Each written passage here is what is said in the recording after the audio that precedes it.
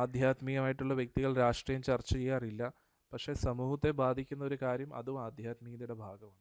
ആൾക്കാർ കുറ്റം പറയുന്നില്ല, ചായം കുടിച്ചിട്ട് അയ്യേ മന്ത്രിയൊന്നും ശരിയല്ല, പാർട്ടിയൊന്നും ശരിയല്ല എന്നൊക്കെ പറയും. എന്നിട്ട് ഇങ്ങനെ ഏൽപ്പിച്ചാലോ? പക്ഷെ എവിടെയാ പ്രശ്നം വരുന്നതെന്നറിയോ? വ്യക്തിപരമായിട്ടുള്ള അജണ്ടകൾ വരുമ്പോഴാണ് ഇവിടെ പ്രശ്നം. പിന്നെ ഒരാൾ ഭരണത്തിൽ ഇരിക്കണമെങ്കിൽ ഈശ്വരാനുഗ്രഹം കൂടെ വേണം. ആ രാജയോഗം ആ വ്യക്തിക്ക് ഉണ്ടായിരിക്കണം. ഒരു വികാരത്തിന് അടിമയാകുന്നു. അയാൾ കൊല്ലാനും ചാവാനും തയ്യാറാണ്. പക്ഷെ അത് പാർട്ടിയിലെ നേതാക്കന്മാർ അവർ ശരിക്കും ഉപയോഗിക്കുന്നുണ്ട്. അപ്പോൾ അവർക്ക് നമ്മുടെ ജനങ്ങൾക്ക് കൊടുക്കാനുള്ള മെസ്സേജ് എന്താണ്? ഇപ്പം നാളെ ഇലക്ഷനാണ്. അപ്പോൾ ഇന്ന് പോയി റോഡ് എന്തോ കുഴിയൊക്കെ നികത്താൻ നോക്കുന്നു. റോഡ് നമ്മൾ ജെന്യൂൻ ആണോ? ജനങ്ങൾ നമ്മുടെ കൂട്ടത്തിൽ കാണും. ഭരണാധികാരത്തിൽ ഇരിക്കുന്ന അവര് ഒരു പാവം സ്ത്രീയെ അപമാനിച്ചപ്പോൾ ഭഗവാൻ അന്ന് തീരുമാനിച്ചു, എല്ലാ കുലത്തെയും, ഈ കൗരവ കുലത്തെ മുഴുവൻ ഞാൻ തീർക്കും. പക്ഷേ നമ്മളിപ്പോൾ ഈ പാർട്ടികളെ കുറിച്ച് അറിയുന്നത് മാധ്യമങ്ങളിലൂടെയാണ്. അതെ, ഈ മാധ്യമങ്ങളാണ് നമ്മളോട് കൂടുതൽ നമ്മളിലേക്ക് ഇത് എത്തിക്കുന്നത്. അപ്പോൾ ഈ മാധ്യമങ്ങൾ നമ്മൾ എത്രത്തോളം വിശ്വസിക്കുക, അല്ലെങ്കിൽ ഇവർ വളരെ നല്ലൊരു കൈയടിയാ ഒരു. അപ്പോൾ ഒരു ഭരണാധികാരി ആദ്യം പഠിക്കേണ്ടത് ഭഗവത്ഗീതയാണ്. കാരണം എന്താ? അർജുൻ ഒരു ക്ഷത്രിയനാണ്, ഒരു ഭരണാധികാരിയാണ്.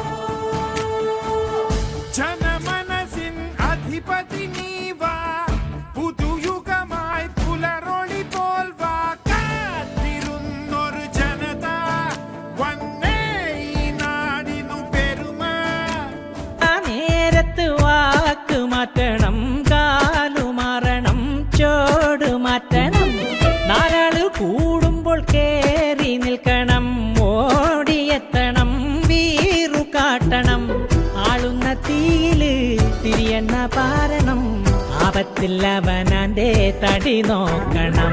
നേതാവ് ഇന്ന് നേതാവ്, നാളെ രാജാവ്, എന്നും ജേതാവ്. വേണ്ട പോലെ വാൾമടക്കണം, വേഷം കെട്ടണം, നാണം മാറ്റണം, വേണ്ടി വന്നാൽ വായ പൊത്തി ഇലയെടുക്കണം.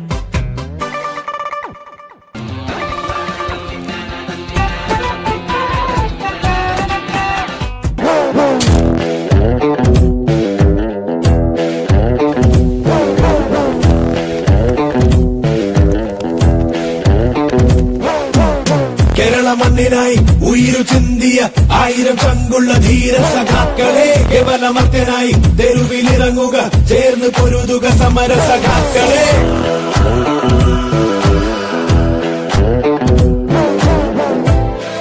സ്മരണ കൊണ്ട് ചോക്കണ കയ്യാലെ രണമെഴുതൂ.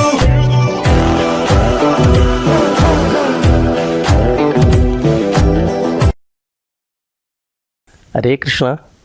ഗോലോകം ടി വിയിലെ അസതോമ സദ്ഗമയ എന്ന പ്രോഗ്രാമിലേക്ക് എല്ലാവർക്കും സ്വാഗതം. ഇന്ന് നമ്മുടെ പുതിയ ഒരു ടോപ്പിക്കുമായിട്ടാണ് വന്നിരിക്കുന്നത്. നമ്മളെ ഭരിക്കുന്ന നമ്മുടെ ജനാധിപത്യ പാർട്ടികളെക്കുറിച്ചുള്ള ഒരു ടോപ്പിക്കാണ്. ഇന്ന് നമ്മുടെ കൂടെ സ്വാമിജിയുണ്ട്. സ്വാമിജിയിലേക്ക് നമുക്ക് ചോദ്യമായിട്ട് കിടക്കാം. ഹരേ കൃഷ്ണ. ഹരേ കൃഷ്ണ.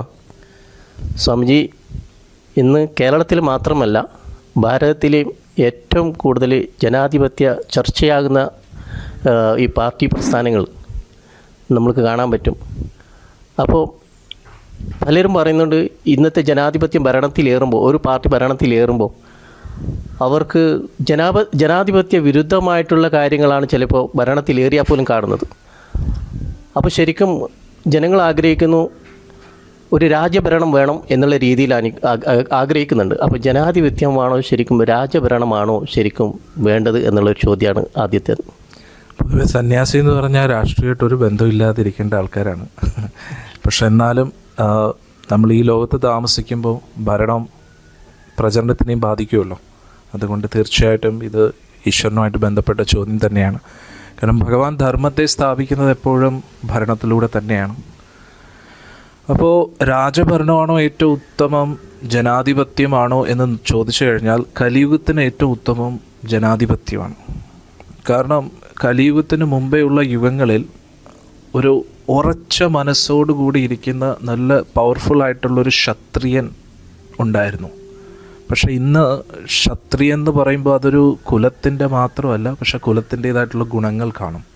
അതായത് പ്രത്യേകിച്ച് ഒരു വ്യക്തിയുടെ ഉള്ളിൽ ആ ക്ഷത്രിയ കുലത്തിൽ വരുമ്പോൾ അതിൻ്റേതായിട്ടുള്ള ഒരു പവർ കാണും. ശാരീരിക ബലമാണെങ്കിലും ശരി, ബുദ്ധിയാണെങ്കിലും ശരി, അങ്ങനെ അവർ ബോൺ ലീഡേഴ്സാണ്. ഇപ്പോൾ ചില സിനിമകളിലൊക്കെ നമുക്കത് കാണാനും കഴിയും. ഇപ്പോൾ സിനിമ ഒരു ഫാൻറ്റസിയാണ്, ഫിക്ഷനാണ്. പക്ഷെ എന്നാലും ബാഹുബലി പോലുള്ള സിനിമകളിൽ നമ്മൾ നോക്കിക്കഴിഞ്ഞാൽ ആ കുട്ടിയിൽ ആ ക്ഷത്രിയ ഗുണങ്ങൾ കാണും. അത് ജനിക്കുന്നതിനെ ഭരിക്കാൻ വേണ്ടിയായിട്ടുള്ളത്, മനസ്സിലായില്ല? അപ്പോൾ ആ കുട്ടിയെ, ആ നായകനെ നമ്മൾ ആ സ്റ്റോറി, അത് ഒരു സാങ്കല്പിക കഥയാണെങ്കിലും അതിൽ ഒരു ചില ഫാക്ട്സ് ഉണ്ട്.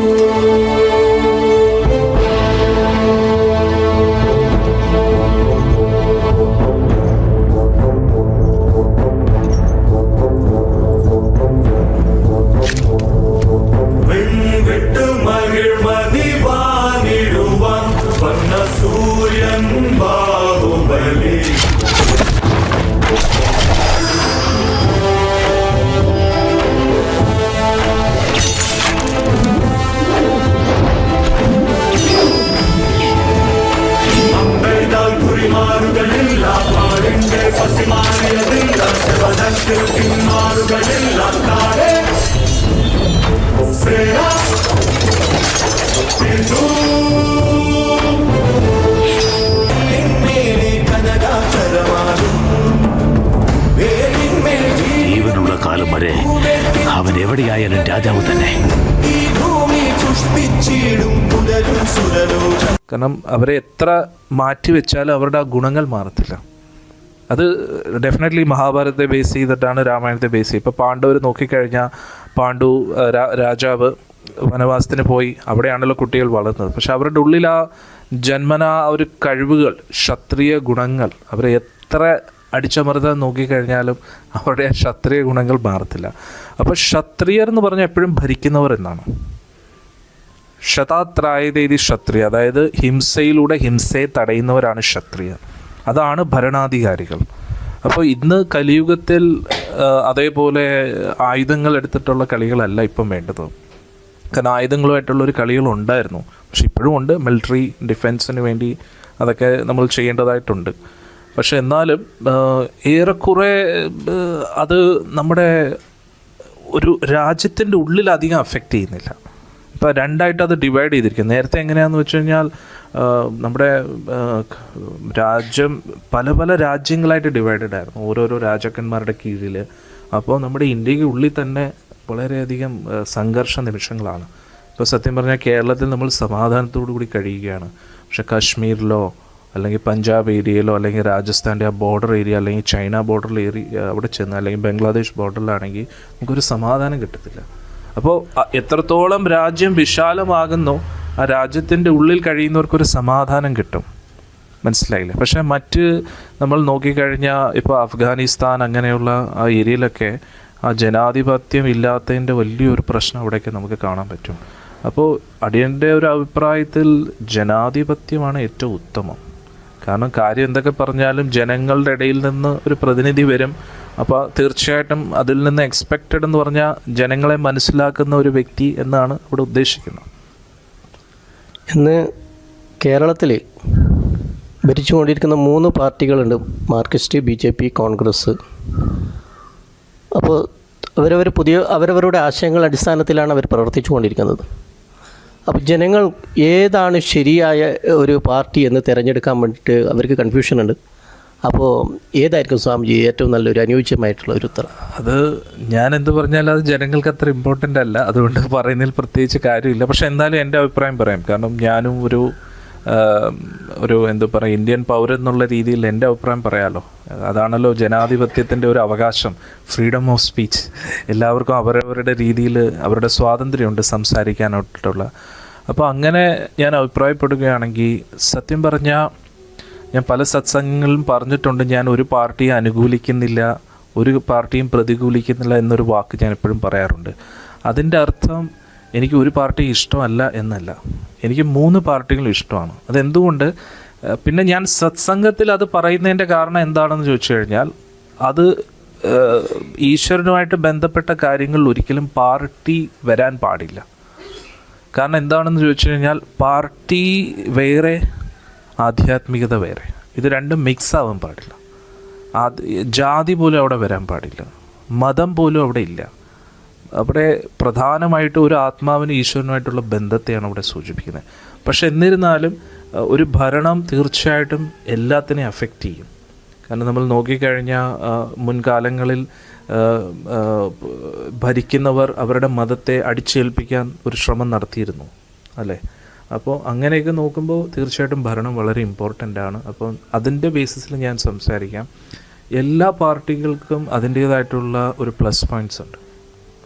ഇപ്പോൾ കമ്മ്യൂണിസ്റ്റ് പാർട്ടി, അതാണല്ലോ ഇപ്പോൾ നമ്മുടെ നാട്ടിൽ ഏറ്റവും സ്ട്രോങ് ആയിട്ട് നിൽക്കുന്നത്. അതായത് നമ്മുടെ രാജ്യത്തിലെ ഉള്ള സ്റ്റേറ്റ്സിൽ ഏറ്റവും സ്ട്രോങ് ആയിട്ട് കമ്മ്യൂണിസം ഇപ്പോഴും നിൽക്കുന്നത് നമ്മുടെ കേരളത്തിലാണ്.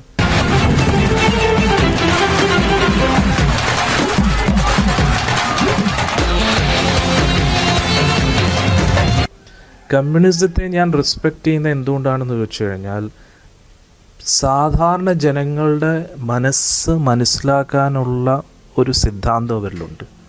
ഇപ്പോൾ അങ്ങനെ ഉണ്ടോ ഇല്ലയോ എന്ന് ഞാനത് ഐ എം നോബഡി ടു, അതായത് ഇന്നത്തെ ഭരണാധികാരികൾ അങ്ങനെയാണോ അല്ലയോ എന്നല്ല, പക്ഷെ ആ സിദ്ധാന്തം ഉടലെടുത്തത് അതിൽ നിന്നാണ്. അതായത് പണ്ട് നമ്മുടെ ആ ഒരു കേരളത്തിൽ ഇത്രയും ദുരിതങ്ങളും പല പല ജാതിയുടെ പേരിൽ അടിയും അതൊക്കെ നടന്നപ്പോൾ പാവപ്പെട്ടവരുടെ ആ മനസ്സ് മനസ്സിലാക്കാൻ അതിനു വേണ്ടി തുടങ്ങിയതാണ്. അപ്പോൾ EMS നമ്പൂതിരിപ്പാട് തന്നെ അങ്ങ് പറഞ്ഞതുപോലെ ഈസ് വെരി റെസ്പെക്റ്റഡ് പേഴ്സൺ. കാരണം ഒരു നമ്പൂതിരി കുലത്തിലുള്ള ഒരു വ്യക്തി അദ്ദേഹത്തിൻ്റെ സ്വത്ത് വകകളെല്ലാം പരിത്യജിച്ചിട്ട് ഓൾമോസ്റ്റ് ലൈക്ക് എ സന്യാസ്, അപ്രീഷിയേറ്റഡ് ആണ്. കാരണം ഗുരുവായൂരിൽ തന്നെ നമ്മൾ നോക്കുകയാണെങ്കിൽ ഇന്ന് എല്ലാവർക്കും ഗുരുവായൂരിൽ കയറാൻ പറ്റുന്നത് അങ്ങനെയുള്ളൊരു വിപ്ലവം കൊണ്ടാണ്. അപ്പോൾ അതിന് അതിൻ്റേതായിട്ടുള്ളൊരു പ്ലസ് പോയിൻ്റ് ഉണ്ട്. ഇനി കോൺഗ്രസിൻ്റെ കാര്യം നമ്മൾ നോക്കുകയാണെങ്കിൽ അതും വളരെ റെസ്പെക്റ്റഡ് ആണ്. കാരണം എന്താണെന്ന് വെച്ച് കഴിഞ്ഞാൽ, കോൺഗ്രസ് ആ സെക്യുലറിസം വളരെ ഇമ്പോർട്ടൻറ്റുമാണ്. സെക്യുലറിസത്തിൻ്റെ അതിൻ്റെ പോരായ്മകളും ഉണ്ട്, പക്ഷെ അതേ സമയത്ത് അതിൻ്റെ പ്ലസ് പോയിൻറ്റ്സും ഉണ്ട്. അതിൻ്റെ പോരായ്മ എന്താണെന്ന് ചോദിച്ചു കഴിഞ്ഞാൽ, കാര്യം എന്തൊക്കെ പറഞ്ഞാലും മുഗളന്മാരാണ് നമ്മുടെ രാജ്യത്തിൽ വന്നതെങ്കിലും, ഇപ്പോൾ ബ്രിട്ടീഷ് ഭരണത്തിലൂടെയാണ് നമ്മൾ ക്രിസ്ത്യാനിറ്റി വന്നതെങ്കിലും അവരെ ഇപ്പോൾ നമുക്ക് പറഞ്ഞയക്കാൻ പറ്റുമോ? അതായത് പണ്ട് ഇങ്ങനെയായിരുന്നു എന്നതിൻ്റെ പേരിൽ നമുക്ക് അവരെ പറഞ്ഞയക്കാനൊന്നും പറ്റത്തില്ല കേട്ടോ, മനസ്സിലായി? അവരെന്തായാലും ഇപ്പോൾ ഇന്ത്യൻ പൗരൻ തന്നെയാണ്. അപ്പോൾ നമുക്കത് ഇൻക്ലൂഡ് ചെയ്തേ പറ്റൂ, വേറെ ഓപ്ഷൻ ഇല്ല നമുക്ക്. കാരണം നമ്മളും അവരെ തഴയുകയാണെങ്കിൽ പിന്നെ അതിൻ്റെ അർത്ഥം മറ്റ് രാജ്യങ്ങളും നമ്മളുമായിട്ട് പിന്നെ എന്താണ് വ്യത്യാസം, മനസ്സിലാവുന്നുണ്ടോ? അപ്പോൾ ആ ഇന്ത്യൻ നാഷണൽ കോൺഗ്രസിൻ്റെ ആ സെക്യുലറിസം വളരെ ഇമ്പോർട്ടൻ്റ് ആണ്. പിന്നെ അത് കൂടാതെ ആ ഇന്ത്യയുടെ ആ ഇൻഡിപെൻഡൻസ് ടൈമിൻ്റെ ആ സമയത്തുണ്ടല്ലോ, അവർ ചെയ്തു തന്ന കോൺട്രിബ്യൂഷൻസ് ഒരുപാടായിരുന്നു. അവരിൽ ഒരുപാട് കുറ്റങ്ങളും മറ്റു പാർട്ടികളൊക്കെ പറയാറുണ്ടെങ്കിലും പണ്ഡിറ്റ് നെഹ്റു തീർച്ചയായിട്ടും ഒരു കേപ്പബിൾ പേഴ്സൺ ആയിരുന്നു. കാരണം അന്ന് മഹാത്മാഗാന്ധി പോലും അദ്ദേഹത്തിൻ്റെ സിദ്ധാന്തങ്ങളും I am not personally a Gandhian follower, but still I respect him. കാരണം അദ്ദേഹത്തിൻ്റെ സിദ്ധാന്തങ്ങൾ അമേസിംഗ് ആണ്. അദ്ദേഹം മാക്സിമം വിരക്തിയിലിരിക്കുന്ന ഒരു വ്യക്തിയും കൂടെയാണ്. അപ്പോൾ അദ്ദേഹത്തിൻ്റെ ആ ഒരു ഐഡിയോളജി അനുസരിച്ച് ഫോളോ ചെയ്തിരുന്ന കുറേ ലീഡേഴ്സ് ഉണ്ടായിരുന്നു. അതിൽ ആ ഒരു മിക്ക ആൾക്കാരും റിസ്ക് എടുക്കാൻ തയ്യാറല്ലായിരുന്നു. കാരണം ബ്രിട്ടീഷുകാർ പോയ സമയത്ത് നമ്മുടെ ആ ഒരു സ്വത്തെല്ലാം കൊണ്ടുപോയി, നമുക്ക് ഒന്നും ഇല്ല ആക്ച്വലി. അത് ആ സ്വാതന്ത്ര്യം കൊടുക്കുന്ന ആ സമയത്തിൽ, അതിനു മുമ്പേ എല്ലാം മനസ്സിലായില്ല. അത് പിന്നെ എല്ലാ കാര്യത്തിനും നമ്മൾ അവരെ ഡിപ്പെൻഡ് ചെയ്യുന്ന ഒരു അവസ്ഥയിലേക്ക് എത്തി. ആ രീതിയിൽ നമ്മളെ പാപ്പരാക്കി കളഞ്ഞു. അപ്പോൾ അങ്ങനെയുള്ളൊരു രാജ്യത്തെ ഭരിക്കുക എന്ന് പറഞ്ഞാൽ ഈസി അല്ല. സീറോയിൽ നിന്ന് തുടങ്ങുമായിരുന്നു ലിറ്ററലി. അപ്പോൾ അദ്ദേഹം തീർച്ചയായിട്ടും ഒരു റെസ്പെക്റ്റഡ് പേഴ്സണാണ്. എന്നിട്ട് ആ സമയത്തുണ്ടായിരുന്ന ഭരണാധികാരികൾ, ഇപ്പോൾ നമ്മുടെ കേരളത്തിലുള്ള ഒരുപാട് അഴിമതി എല്ലാത്തിലും അങ്ങോട്ട് എന്തോ നമ്മൾ പറയാറില്ലോ, ചക്രഭരണിയിൽ കൈയിട്ട് കഴിഞ്ഞാൽ എന്തായാലും ഒരു നക്കാൻ തോന്നും. അപ്പോൾ അധികാരവും അതൊക്കെ വരുമ്പോഴത്തേക്ക് അതിൻ്റെ ഉന്മത്ത അവസ്ഥയിൽ പലതും ചെയ്യും. ഇപ്പോൾ കമ്മ്യൂണിസ്റ്റ് തന്നെ ജനങ്ങളുടെ നന്മ, എല്ലാവർക്കും തുല്യ അവകാശം എന്ന് പറഞ്ഞാൽ അവർക്ക് ക്യാപിറ്റലിസം ഇഷ്ടമല്ലെങ്കിൽ പോലും ഭരണം എന്തോ ഭൂഷ്വാസികൾ അങ്ങനെ എന്തോ അല്ലേ പറയുന്നത്, അങ്ങനെ നമ്മൾ ആരും ഇങ്ങനെ സ്വാമിത്വം പാടില്ല അങ്ങനെയൊക്കെ പറയുന്നുണ്ടെങ്കിലും അവർ ഭരണത്തിൽ വരുമ്പോൾ അവരും അങ്ങനെ ആയി മാറുകയാണ്. എല്ലാവരും അങ്ങനെയല്ല, പക്ഷേ പണ്ടൊക്കെ ജാതിയുടെ പേരിൽ എന്തോ ബ്രാഹ്മണരും നമ്പൂതിരിമാരൊക്കെ താഴ്ന്ന ജാതിക്കാരെ അടിച്ചമർത്തിയിരുന്നു. ഇന്ന് ഭരണാധികാരികൾ അടിച്ചമർത്തുന്നു, ജാതിയുടെ പേരിലല്ല, അധികാരത്തിൻ്റെ പേരിൽ. സോ പ്ലസ് പോയിൻറ്റ്സ് ഉണ്ട്, നെഗറ്റീവ് പോയിൻറ്റ്സും ഉണ്ട്. ഇനി BJPയുടെ പ്ലസ് പോയിൻ്റ് നമ്മൾ കാണുകയാണെങ്കിൽ അവർ സനാതനധർമ്മത്തെ മെയിനായിട്ട് കാണുന്നു. ക്ലിയർ ആവുന്നുണ്ടോ? പക്ഷേ അപ്പോൾ അവർ എന്തു പറയുന്ന, ഇപ്പോൾ പശുക്കളെ കൊല്ലരുതെന്ന് പറയുന്നു. പിന്നെ ശ്രീരാമസ്വാമിയെ ഏറ്റവും ഫ്രണ്ടിൽ കൊണ്ടുവരുന്നു, അല്ലെങ്കിൽ കർക്കിടക മാസത്തിൽ അവർ രാമായണം വായന, പിന്നെ ബാലഗോകുലം, അതൊക്കെ കൾച്ചറിനെ പ്രിസർവ് ചെയ്യാൻ വേണ്ടി അവർ പരിശ്രമിക്കുന്നുണ്ട്. പക്ഷേ അത് തന്നെ അവരുടെ ഒരു ഡ്രോബാക്കായിട്ട് മാറുകയാണ്. അതിൽ മാത്രം ഒതുങ്ങി നിൽക്കുന്നു. കാരണം കാര്യം എന്തൊക്കെ പറഞ്ഞാലും നമുക്ക് ഇനി ഇതിനെ ഒരു ഹിന്ദുത്വ രാജ്യം ആക്കാൻ കഴിയില്ല. അതൊരു ഫാക്റ്റാണ്, ഒരു സത്യമായിട്ടുള്ളൊരു കാര്യമാണ്. ഹിന്ദുത്വത്തെ സംരക്ഷിക്കാം, സനാതനധർമ്മത്തെ സംരക്ഷിക്കാനുള്ള ഒരു എഫേർട്സ് എടുക്കണം. പക്ഷേ അത് ഒരിക്കലും ഒരു വിഭാഗമായി മാറാൻ പാടില്ല. മനസ്സിലായി? എന്നിട്ട് ആ വിഭാഗത്തെ യൂസ് ചെയ്ത്, ഇപ്പോൾ ശ്രീരാമസ്വാമി എന്ന് പറയുന്നത് ഒരു പാർട്ടിയുടെ മാത്രമല്ലല്ലോ. ഞാൻ എപ്പോഴും സത്സംഗത്തിൽ പറയുന്നതാണ്, ശ്രീരാമസ്വാമി എല്ലാവരുടെയാണ്. പക്ഷെ തീർച്ചയായിട്ടും ആ അയോധ്യ പ്രശ്നം ഉണ്ടായ സമയത്തിന് വലിയൊരു സംഘർഷമായിരുന്നു. അപ്പോൾ ഒരു കൂട്ടം ആൾക്കാർ അവിടെ ഇങ്ങനെ ഒരു അവരുടെ എല്ലാ ക്ഷമയും കെട്ടു എന്ന് വേണമെങ്കിൽ നമുക്ക് പറയാം. കാരണം അവിടെ പള്ളിക്കും അത് നേരെ ചൊവ്വ കിട്ടുന്നില്ല, അതേ സമയത്ത് ഭഗവാന്റെ ആരാധനയും നടക്കുന്നില്ല. ആ ഒരു പ്രക്ഷോഭം അങ്ങനെയാണ് ഉണ്ടായത്. പക്ഷേ അതിനെ പ്രോപ്പർലി ഹാൻഡിൽ ചെയ്തില്ല. ആദ്യം മുതലേ എന്തൊക്കെയോ രാഷ്ട്രീയം അതിനകത്തുണ്ടായിരുന്നു. അതുകൊണ്ട് എന്തായാലും സംഭവിക്കാനുള്ളതൊക്കെ സംഭവിച്ചു. അപ്പോൾ ഞാൻ പറയുന്നത്, നമുക്കൊരു തുറന്ന മനസ്സ് വേണം, എല്ലാത്തിനെയും സ്വീകരിക്കാനും അത് ഉൾക്കൊള്ളാനും ഉള്ളൊരു മനസ്സ് വേണമെന്നാണ് എൻ്റെ ഒരു അഭിപ്രായം. അപ്പോൾ എനിക്ക് അടുത്ത ചോദ്യം എന്ന് വെച്ചാൽ കമ്മ്യൂണിസത്തെക്കുറിച്ച് തന്നെയാണ്. അപ്പോൾ മുൻപ് താഴ്ന്ന ജാതിക്കാരെയൊക്കെ പിന്നെ ക്ഷേത്രത്തിൽ കയറ്റാൻ വേണ്ടിയിട്ട് അവർ ഒരുപാട് സമരങ്ങളൊക്കെ ചെയ്തിട്ടുണ്ട്. MS പോലുള്ള ആൾക്കാരൊക്കെ ഈ സമരങ്ങൾ ചെയ്തിട്ട് ക്ഷേത്രത്തിലേക്ക് ഗുരുവായൂർ സത്യാഗ്രഹം പോലെയുള്ള കാര്യങ്ങളൊക്കെ നടത്തിയവരാണ്. പക്ഷെ പിന്നീട് കണ്ടുവരുന്നത് എന്ന് വെച്ചാൽ ഇത് വിശ്വാസത്തിന് നേരെ എതിരായിട്ട് വന്നുകൊണ്ടിരിക്കുന്നുണ്ട്. കാരണം എന്താ വെച്ചാൽ അത് പല കാര്യങ്ങളുണ്ടായി. സ്വാമിജിമാരുടെ മൊട്ടയടിക്കുക, അങ്ങനെയുള്ള കാര്യങ്ങളൊക്കെ അവർ നടത്തിയിട്ടുണ്ടായിരുന്നു. അതുപോലെ തന്നെ വിശ്വാസങ്ങൾക്കെതിരെ പ്രവർത്തിക്കുക, അയ്യപ്പസ്വാമിൻ്റെ എതിരെ പ്രവർത്തിക്കുക, അങ്ങനെ സംസാരിക്കുക, അങ്ങനെയുള്ള കാര്യങ്ങളൊക്കെ വന്നുണ്ട്. അപ്പോൾ അന്ന് അവർ ചെയ്തത് നന്മയുള്ള കാര്യമായിരുന്നു. പക്ഷേ ഇന്ന് അവർ നേരെ തിരിച്ച് അത് അവർക്ക് തന്നെ പാരയായിട്ട് പോലെ ആ രീതിയിലൊരു സംഭവം വന്നിട്ട് അതിനെക്കുറിച്ച് എന്താ പറയണം? അത് കംപ്ലീറ്റ്ലി അവരെ മാത്രം നമുക്ക് കുറ്റം പറയാൻ കഴിയില്ല. കാരണം ഇങ്ങനെ ഞാൻ പറയുമ്പോൾ ചിലർ ഇതെന്തോ അങ്ങോട്ട് മാത്രം ചൈന എന്ന് തോന്നും. പക്ഷേ ഇതെങ്ങനെയാണ് സംഭവം എന്ന് വെച്ചാൽ ഇതിനുമായിട്ട് ബേസ് ചെയ്തൊരു കഥ ഞാൻ പറയാൻ ഉദ്ദേശിക്കുന്നു. അതായത് പണ്ട് ഒരു സ്റ്റോറി ഇങ്ങനെ പറയുന്നുണ്ട്. അതായത് ഒരു രാജ്യത്തിൻ്റെ അതിർത്തിയിൽ,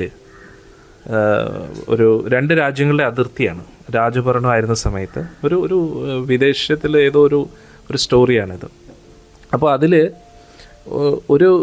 ഇപ്പോഴത്തെ രാജ്യത്തിൻ്റെ ശത്രു രാജ്യത്തിലെ ഒരാളുടെ ഒരു സൈനികൻ്റെ ഒരു കുതിരയുടെ ലാടം അപ്പുറത്തോട്ട് പോയി. അപ്പോൾ ലാടം അപ്പുറത്തോട്ട് പോയ സമയത്തിന് ഇദ്ദേഹം അത് അവരോട് ചോദിക്കാതെ കയറി നോക്കുകയാണ്, ലാടം എവിടെയാണെന്ന് പറഞ്ഞിട്ട്. അപ്പോഴത്തേക്ക് അവരിങ്ങനെ നോക്കിക്കൊണ്ടിരുന്നപ്പോൾ അവിടെ ഒരു സൈനികൻ മരത്തിൻ്റെ മുകളിലുണ്ടായിരുന്നു. എന്നിട്ട് അവൻ ചോദിച്ചു, എന്തുവാടാ നീ ഇവിടെ ഈ അതിർത്തിയിൽ വന്നിട്ട് നീ എന്തോ ചെയ്യാമെന്ന് ചോദിച്ചു. അപ്പോഴത്തേക്ക് ഉടനെ ഈ വ്യക്തി പറയുകയാണ്, നീ ആരാണ് അത് ചോദിക്കാമെന്ന് പറഞ്ഞു. മനസ്സിലായില്ലേ?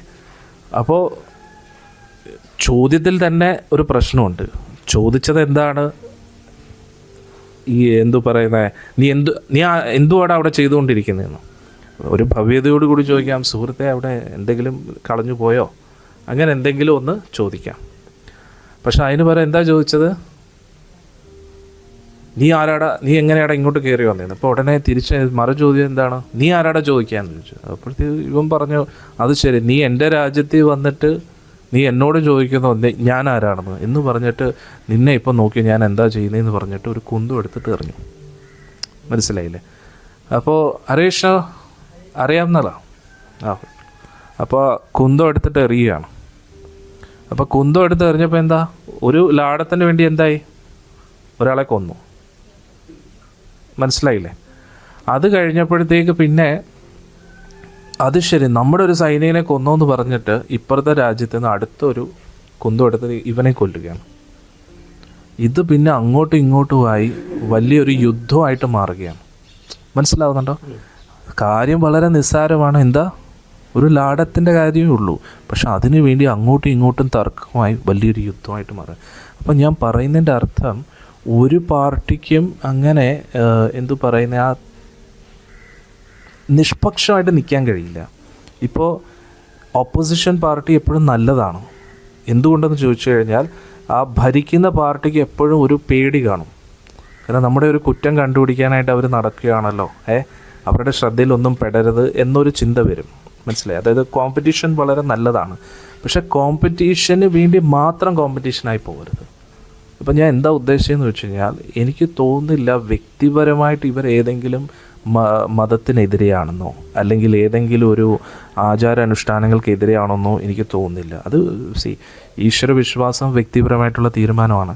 പക്ഷേ ആ ഈശ്വര വിശ്വാസത്തെ ഒരു പാർട്ടിയുടെ ആക്കി മാറ്റുമ്പോൾ അപ്പോൾ അവർ പറയും, അത് ശരി, നിങ്ങൾ അതിനെ അനുകൂലിക്കുന്നില്ല, അപ്പം ഞാൻ അതിനെതിരെ നിൽക്കും. മനസ്സിലാവുന്നുണ്ടോ? അതായത് ഈശ്വര വിശ്വാസം ഒരു പാർട്ടിയുടെ അജണ്ടയായിട്ട് മാറുമ്പോൾ അതേ അജണ്ട തന്നെ ഈ പാർട്ടിക്ക് എതിരായിട്ട് മാറും. പറയുന്നത് ക്ലിയറായോ?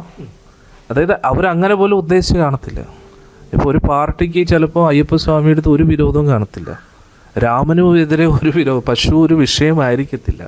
പക്ഷെ നമ്മൾ അതിനെ അങ്ങനെ ആക്കുമ്പോൾ അതേപോലെ തന്നെ അവിടുന്ന് ഇങ്ങനെ ഒരു റിയാക്ഷൻ ഉണ്ടാവും. അത് നമ്മൾ മനസ്സിലാക്കുക.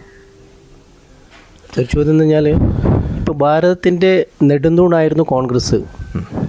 വളരെ ശക്തമായിട്ടുള്ള ഒരു പാർട്ടിയായിരുന്നു കോൺഗ്രസ്. പക്ഷേ പിന്നീട് അത് ഭയങ്കര അധപ്പതനത്തിലേക്ക് പോയിട്ടുണ്ട്.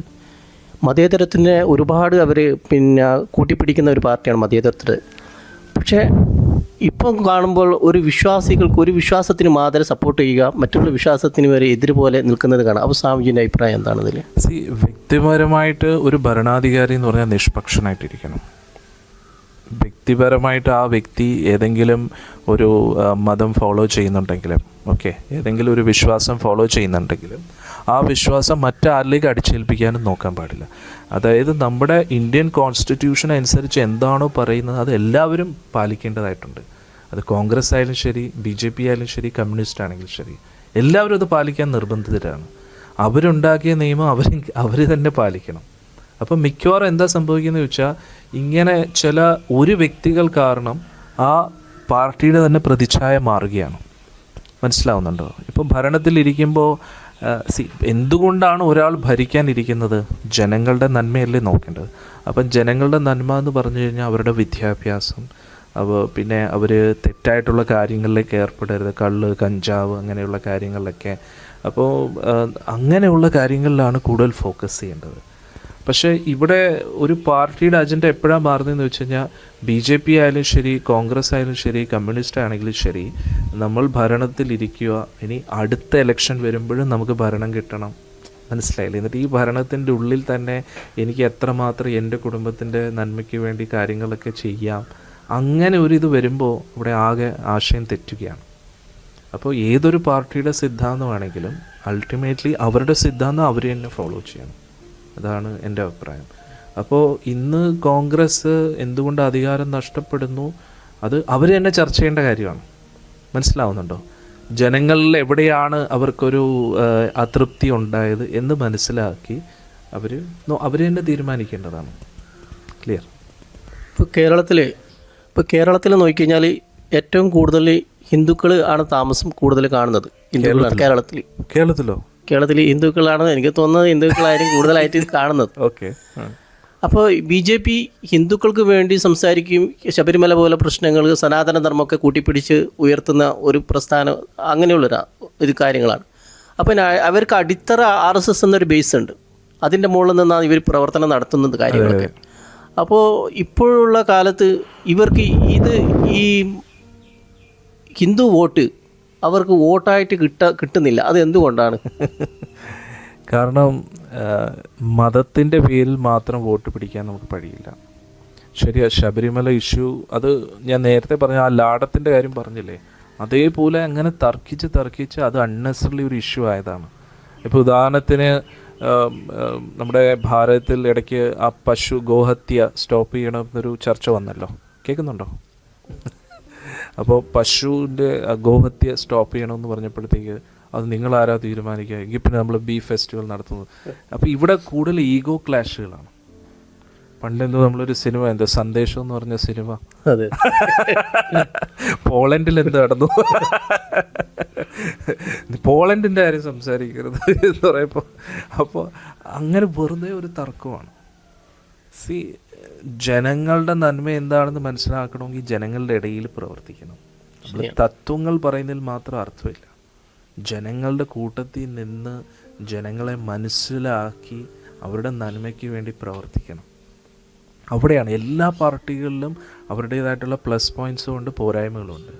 ഇപ്പോൾ ഉദാഹരണത്തിന് കമ്മ്യൂണിസ്റ്റ് പാർട്ടി വളരെ ശക്തമായിട്ട് SFI സ്റ്റുഡൻസിൻ്റെ ആ ഒരു ഗ്രൂപ്പൊക്കെ വളരെ ശക്തമായിട്ട് വരുന്നുണ്ട്. ഓക്കെ, പക്ഷെ അതേ സമയത്ത് അവർ അതിനെ എന്താ പറയുന്നത്, കള്ള് കഞ്ചാവും അങ്ങനെയൊക്കെ ഒരു ഇതും, പിന്നെ നമ്മുടെ മാനുഷിക മൂല്യങ്ങളൊക്കെ ഒന്നും കൂടെ ഒരു വ്യക്തമാക്കണം. നമുക്ക് കുറേ അനുയായികൾ ഉണ്ടായതുകൊണ്ട് മാത്രം കാര്യമില്ലല്ലോ. ആ അനുയായികളെ എന്തിൻ്റെ പേരിലാണ് നമ്മൾ വെച്ചിരിക്കുന്നത്, മനസ്സിലാവുന്നുണ്ടോ? അപ്പോൾ നമ്മൾ വളരെ പക്കയായിരിക്കണം. അപ്പോൾ പൊതുവേ കമ്മ്യൂണിസ്റ്റ് പാർട്ടി എന്ന് പറഞ്ഞു കഴിഞ്ഞാൽ ഒരു ഡിറ്റാച്ച്മെൻ്റാണ് അവിടെ നോക്കുന്നത്. ഡിറ്റാച്ച്മെൻ്റ് എന്ന് പറഞ്ഞാൽ വിരക്തി, അതായത് സ്വന്തം കാര്യം നോക്കാതെ സമൂഹത്തിന് വേണ്ടി ജീവിക്കുന്നു എന്നൊരാശയമാണ് അവിടെ പറയുന്നത്. അപ്പോൾ അത് ശരിയായിട്ട് പാലിക്കണ്ടേ? അത് പാലിക്കാതെ വരുമ്പോൾ എന്ത് പറ്റും? അവിടെയും പ്രശ്നമാണ്.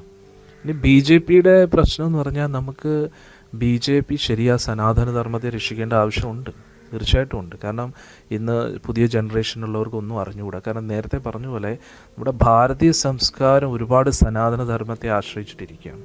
നമ്മൾ ഇതിനെക്കുറിച്ച് മുമ്പേ ഒരു വീഡിയോ ചെയ്തിരുന്നു, സനാതനധർമ്മം എന്താണ്.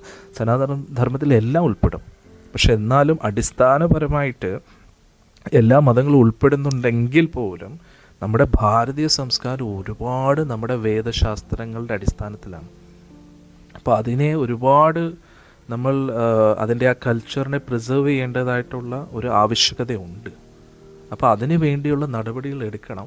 പക്ഷെ പരസ്യമായിട്ട് നമ്മൾ ഒരു മതത്തെ കുറ്റം പറയുകയോ അതിനെതിരെ പ്രവർത്തിക്കുന്നതോ അതൊരു ശരിയായിട്ടുള്ളൊരു മെസ്സേജ് അല്ല എല്ലാവർക്കും കൊടുക്കുന്നത്. അപ്പോഴാണ് അവർക്ക് മറ്റ് പാർട്ടിക്കാർക്ക് ഒരു അവസരം കിട്ടുന്നത്. കണ്ടുകൊണ്ട് അവർ ഇതിനെതിരെ ചെയ്യുകയാണ്. പക്ഷെ തീർച്ചയായിട്ടും അപ്പോൾ അവർ പറയുന്ന അവർ ചെയ്യുമ്പോൾ ഒരു പ്രശ്നമില്ല, മനസ്സിലാവുന്നുണ്ടോ? അപ്പോൾ ഈ മറ്റ് മതക്കാർ, ഇപ്പോൾ ക്രൈസ്തവ മതക്കാർ, പെന്തക്കോസ്റ്റ് എസ്പെഷ്യലി ഫോഴ്സിബിളി കൺവേർഷൻ നടത്തുന്നു, അല്ലെങ്കിൽ ഇസ്ലാമിക പ്രവാചകന്മാരൊക്കെ ഈ പ്രഭാഷണം എടുക്കുന്ന സമയത്ത് എല്ലാവരെയും വളരെ വികാരത്തോടു കൂടി സംസാരിക്കുന്നു, ഹിന്ദുത്വത്തിനെതിരെ കംപ്ലീറ്റ്ലി കുറ്റം പറയുന്ന രീതിയിലൊക്കെ സംസാരിക്കുന്നു. പക്ഷേ എന്നാലും BJPക്കാർ മെയിൻലി മനസ്സിലാക്കേണ്ടത്, നമ്മൾ സ്വയം ആദ്യം എക്സാംപ്ലറി ആവുക. നമ്മൾ ഗീതയൊക്കെ പഠിച്ച് നമ്മുടെ വീടുകളിൽ പോലും ബീഫ് ഉണ്ടാകാൻ പാടില്ല, നമ്മുടെ കുട്ടികൾ ബീഫ് കഴിക്കാൻ പാടില്ല, നമ്മൾ കള്ളും കഞ്ചാവും അടിക്കാൻ പാടില്ല. നമ്മൾ രാമനെ പോലെ ആയിരിക്കണം, എങ്കിലല്ലേ രാമരാജ്യം കൊണ്ടുവരാൻ പറ്റും. അപ്പോൾ ശ്രീരാമസ്വാമി ഞാൻ നേരത്തെ പറഞ്ഞ പോലെ പ്രജകൾക്ക് വേണ്ടി സ്വന്തം ഭാര്യ പോലും ഉപേക്ഷിച്ച ആളാണ്. അപ്പോൾ രാമരാജ്യം എന്ന് പറയുമ്പോൾ അത്രയ്ക്ക് എക്സാംപ്ലറി ആയിരിക്കണം. അപ്പോൾ അങ്ങനെ ഒരു എക്സാംപ്ലറി ലീഡർ വന്നു കഴിഞ്ഞാൽ ഒരു വ്യക്തിയും പാർട്ടിയെ കണ്ടിട്ടല്ല വോട്ട് ചെയ്യുന്നു, ആ വ്യക്തിയെ കണ്ടിട്ടാണ്. അപ്പോൾ ഇൻഡിവിജ്വലി നമ്മൾ കുറച്ച് ആശയങ്ങളും സിദ്ധാന്തങ്ങളും ഫോളോ ചെയ്യണം. അപ്പോൾ അത് കറക്റ്റായിരിക്കും. അപ്പോൾ നമ്മളൊരു സ്ഥാനത്തിരിക്കുമ്പോൾ ഒരുപാട് ഉത്തരവാദിത്തങ്ങളുണ്ട്. നമ്മുടെ ഭാഗത്തുനിന്നൊരു തെറ്റ് സംഭവിച്ചു കഴിഞ്ഞാൽ അത് വലിയ രീതിയിൽ ആ പ്രജകളെ മുഴുവൻ എഫക്റ്റ് ചെയ്യും. അപ്പോൾ അങ്ങനെ കുറച്ച് സിദ്ധാന്തങ്ങൾ അത് ഏത് പാർട്ടിക്കാരാണെങ്കിലും അത് മനസ്സിലാക്കേണ്ടതായിട്ടുണ്ട്. അതാണ് എൻ്റെ അഭിപ്രായം. ഇപ്പോൾ കേരളത്തിലെ കുറിച്ച് പറയാം. കേരളത്തിൽ എന്ന് വെച്ചാൽ എല്ലാവരും ജനങ്ങൾ അതിബുദ്ധിമാന്മാരെന്നാണ് പറയുന്നത്. വളരെ ബുദ്ധിയിൽ ഭയങ്കര മുന്നോട്ടുള്ളവരാണ്. പക്ഷേ ചില പാർട്ടികൾ അഴിമതി, കൊല ഇങ്ങനെയൊക്കെ കൂടെ പീഡനങ്ങളൊക്കെ നടത്തുന്നുണ്ടെങ്കിലും വീണ്ടും വീണ്ടും അവർ തന്നെ അധികാരത്തിൽ വരുന്നു. അത് എന്തുകൊണ്ടാണ് ശരിക്കും? അത് ഇപ്പോൾ ഉദാഹരണത്തിന് നമ്മുടെ സ്കൂളുകളിൽ കുട്ടികൾക്ക് അധികാരം കൊടുക്കുകയാണ്. എന്താ, നിങ്ങൾക്ക് തന്നെ സബ്ജക്റ്റ് ഏതാണെന്ന് തീരുമാനിക്കാം, ടീച്ചേഴ്സിനെ നിങ്ങൾക്ക് തീരുമാനിക്കാം, എത്ര പഠിക്കണമെന്ന് നിങ്ങൾക്ക് തീരുമാനിക്കാം. അപ്പോൾ എന്തായിരിക്കും? സ്കൂൾ അടച്ചു പൂട്ടത്തില്ലേ? അപ്പോൾ ജനങ്ങൾക്ക് ഇത് നമ്മുടെ ജനാധിപത്യത്തിൻ്റെ വലിയൊരു പോരായ്മയാണ്. മനസ്സിലാവുന്നത്? വികാരഭരിതരായിട്ട് അവരൊരു തീരുമാനം എടുക്കുമ്പോൾ, കാരണം എന്താണെന്നറിയാം, കമ്മ്യൂണിസം ഒരാളുടെ ഉള്ളിൽ കയറി കഴിഞ്ഞാൽ ജീവനാന്തം അവർ കമ്മ്യൂണിസ്റ്റ് ആയിരിക്കും. മനസ്സിലായില്ലേ? അപ്പോൾ അവരുടെ ഉള്ളിൽ കാരണം അവരുടെ ഉള്ളിലെ കമ്മ്യൂണിസം എന്ന് പറഞ്ഞാൽ എന്താ, പണ്ടത്തെ കമ്മ്യൂണിസമാണ്. EMSൻ്റെ ആ കാലഘട്ടം മുതലുള്ള ആ കമ്മ്യൂണിസം, അവർക്ക് പാർട്ടി എന്ന് പറഞ്ഞ ഒരു കുടുംബ പാരമ്പര്യമാണ്. അപ്പോൾ അങ്ങനെയുള്ളവർ അതിൻ്റെ പേരിൽ വോട്ട് ചെയ്യുന്നവരുണ്ട്. മനസ്സിലാവുന്നുണ്ടോ? അപ്പോൾ അവർ ചിലപ്പോൾ ആ വ്യക്തി ആരാണെന്ന് പോലും നോക്കത്തില്ല. ഇനി BJPയുടെ വോട്ടിംഗ് ആണെങ്കിൽ നോക്കിക്കഴിഞ്ഞാലും അവരും ആ വ്യക്തിയെ നോക്കിയിട്ടല്ല, നമ്മുടെ സനാതനധർമ്മം രക്ഷിക്കണം, രക്ഷപ്പെടണം, മനസ്സിലായില്ലേ, അല്ലെങ്കിൽ നമ്മൾ പുറയിലായി പോവും എന്ന് പറഞ്ഞിട്ട് വോട്ട് ചെയ്യുന്ന ആൾക്കാരുമുണ്ട്. ഇനി കോൺഗ്രസിൻ്റേതായിട്ടുള്ള അതും അതേപോലെ തന്നെ പണ്ട് മുതലേ നമ്മൾ ഗാന്ധിയൻ ഫോളോവറാണ്, കോൺഗ്രസിൻ്റെ ഫോളോവറാണ്, നമ്മൾ ഇങ്ങനെ ഉള്ള ആൾക്കാരാണ്, കരുണാകരൻ അങ്ങനെ എങ്ങനെ എങ്ങനെ എന്നൊക്കെ പറഞ്ഞിട്ട് ഒരു അറ്റാച്ച്മെൻറ്റ് കൊണ്ട് വോട്ട് ചെയ്യുന്നവരാണ്. പക്ഷേ ഒരിക്കലും ഒരു പാർട്ടി ബേസിസിലല്ലല്ലോ വോട്ട് ചെയ്യേണ്ടത്. മനസ്സിലായില്ലേ?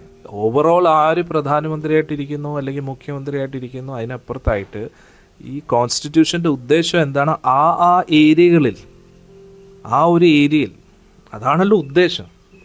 അല്ലാതെ മൊത്തത്തിൽ എത്ര വോട്ട് കിട്ടി അതാണല്ലോ ഫൈനലി വരുന്നത്. പക്ഷേ യഥാർത്ഥത്തിൽ നോക്കുന്നത് എന്താണെന്ന് ചോദിച്ചാൽ, എൻ്റെ വാർഡിലോ അല്ലെങ്കിൽ എൻ്റെ ഈ സ്ഥലത്തോ ആരാണ് ഏറ്റവും കൂടുതൽ നല്ല പ്രവൃത്തികൾ ചെയ്യാൻ കഴിവുള്ളത്, അത് എന്തിൻ്റെ അടിസ്ഥാനത്തിലായിരിക്കണം? അതിനുള്ള വിവരം ആ വ്യക്തിക്കുണ്ടോ, അതിനുള്ള ബുദ്ധിയുണ്ടോ ആ വ്യക്തിക്ക്, അങ്ങനെ ഒരു പരിചയമുണ്ടോ, അവരുടെ ഹിസ്റ്ററി എങ്ങനെയാണ്, അതൊക്കെ നോക്കണ്ടേ? അതൊക്കെ നോക്കിയിട്ടായിരിക്കണം ഒരു വ്യക്തി വോട്ട് ചെയ്യേണ്ടത്. പക്ഷെ അതിന് പകരം നമ്മൾ ആ ഒരു പാരമ്പര്യം മാത്രം നോക്കി വോട്ട് ചെയ്യുമ്പോൾ നമ്മൾ തന്നെ അനുഭവിക്കേണ്ടി വരും. അതാണ് സംഭവിച്ചുകൊണ്ടിരിക്കുന്നത്. അപ്പോൾ രണ്ടുപേർക്കും ഉത്തരവാദിത്വമുണ്ട്. എന്താ, ഭരിക്കുന്നവർക്ക് ഉത്തരവാദിത്വമുണ്ട്, ഭരണത്തിലേക്ക് ഒരാളെ നിയമിക്കുന്ന ആ വ്യക്തിക്ക് ഉത്തരവാദിത്വമുണ്ട്. അതാണ് എൻ്റെ അഭിപ്രായം. ഇപ്പോൾ കേന്ദ്രത്തെ ഇപ്പോൾ BJP ആണ് ഭരിച്ചുകൊണ്ടിരിക്കുന്നത്. ഇപ്പോൾ ഭരണം മുമ്പ് കോൺഗ്രസിൻ്റെ ഭരണകാലത്ത് ഉണ്ടായിരുന്ന പ്രവർത്തനമല്ല ഇപ്പോൾ ഭാരതത്തിൽ വികസനം ഒരുപാട് മുന്നോട്ട് കയറിയിട്ടുണ്ട്. ഇപ്പോൾ പുതിയ നരേന്ദ്രമോദി സർക്കാർ വന്ന ശേഷമാണ് അതിൻ്റെ വികസനങ്ങൾ കണ്ടു തുടങ്ങിയിട്ട്. അപ്പോൾ അവർ മറ്റുള്ള അയൽ രാജ്യങ്ങൾ പോലും ഒരുപാട് ബന്ധങ്ങൾ സ്ഥാപിക്കാൻ പറ്റിയിട്ടുണ്ട്. തീർച്ചയായിട്ടും. അതുപോലെ ഉക്രൈൻ പോലുള്ള യുദ്ധത്തിൽ നരേന്ദ്രമോദി ഭാരതത്തിന് പറയുന്ന വാക്കുകൾ എന്താണ്, അതാണ് അനുസരിക്കുന്ന പോലും വന്നിട്ടുള്ളൂ. മറ്റുള്ള രാജ്യങ്ങൾ പോലും അനുസരിക്കുന്നു. ഭാരതം എന്താണ് പറയുന്നത് അത് ചെവി കോർക്കുന്നതാണ്. ശരിക്കും നരേന്ദ്രമോദിനെ കുറിച്ച് പറയണമെങ്കിൽ ഒരുപാട് പറയാനുണ്ടെങ്കിലും അധികം നല്ലൊരു ഈശ്വര വിശ്വാസിയാണ്.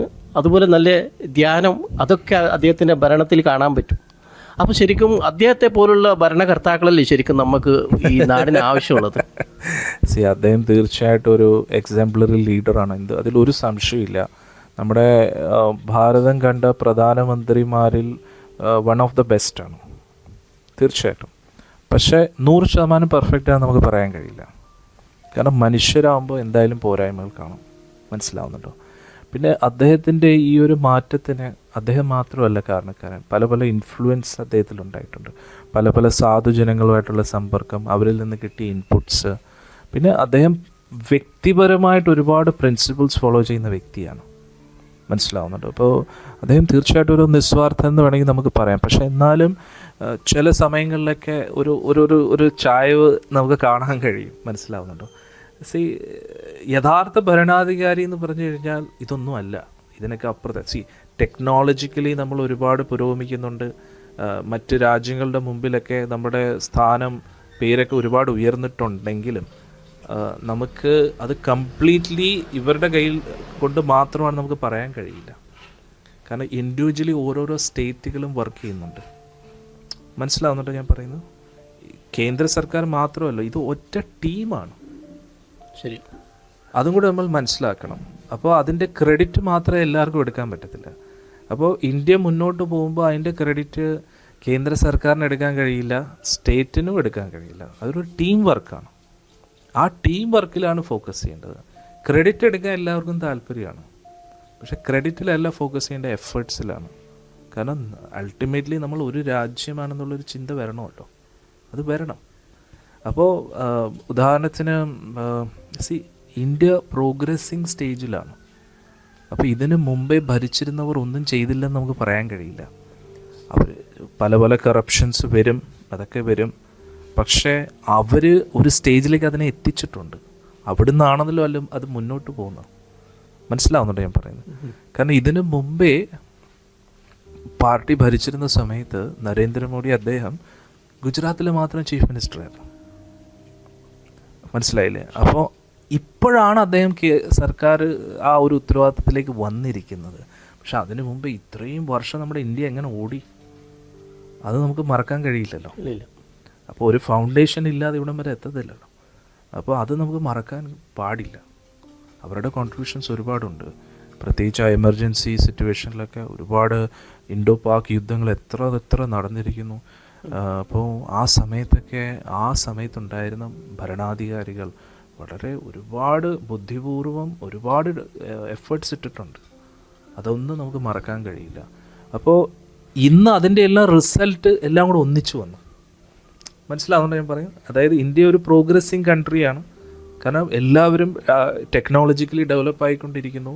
നരേന്ദ്രമോദി അദ്ദേഹത്തിന് കിട്ടിയ ഏറ്റവും വലിയ ബെനിഫിറ്റ് എന്ന് പറഞ്ഞാൽ ടെക്നോളജി ബൂമാവുന്ന ആ സമയത്ത് തന്നെ, സോഷ്യൽ മീഡിയ ഹിറ്റാവുന്ന ആ സമയത്ത് തന്നെ സോഷ്യൽ മീഡിയയിലൂടെ വലിയൊരു പ്രചരണം നടന്നു അദ്ദേഹത്തിന് വേണ്ടി. അദ്ദേഹം കേപ്പബിൾ അല്ലെന്ന് ഞാൻ പറയത്തില്ല, ഹീസ് ബ്രില്യൻറ്റ്.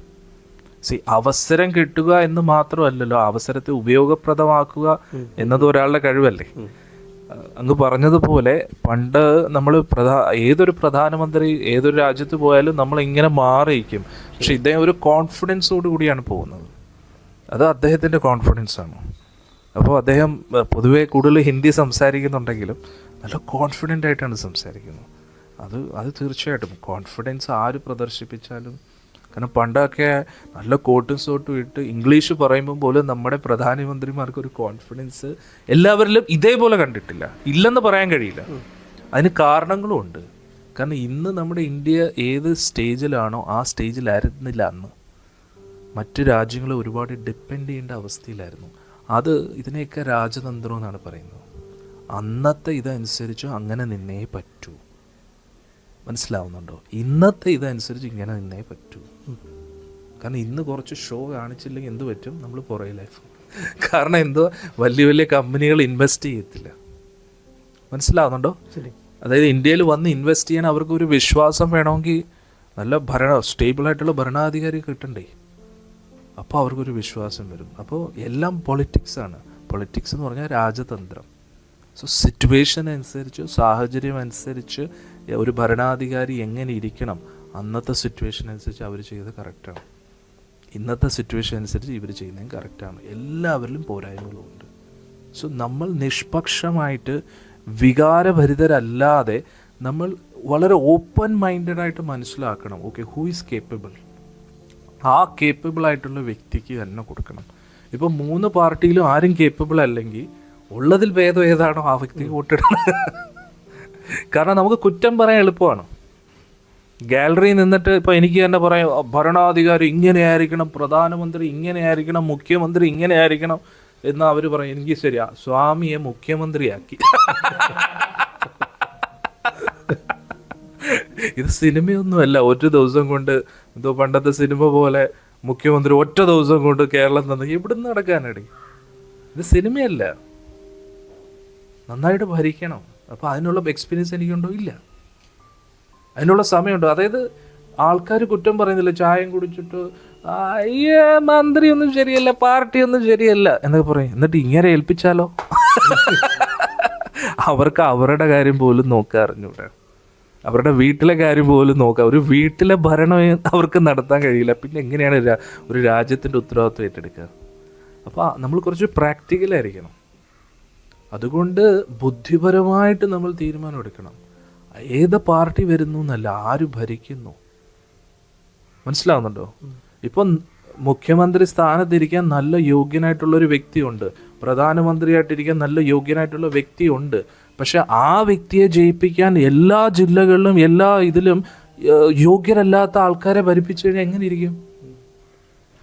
മനസ്സിലായില്ലേ? കേന്ദ്രത്തിലെല്ലാം മംഗളമായിട്ട് നടക്കുന്നു എന്ന് അദ്ദേഹം വിചാരിക്കും, എല്ലാവർക്കും തോന്നും. പക്ഷെ ഇവിടെ എല്ലാം കുളമാവും. അപ്പോൾ രണ്ടുപേർക്ക് ഉത്തരവാദിത്വമുണ്ട്. ഇതൊക്കെ അറിയാവുന്നതുകൊണ്ടാണ് അവരവിടെ ഇരിക്കുന്നത്.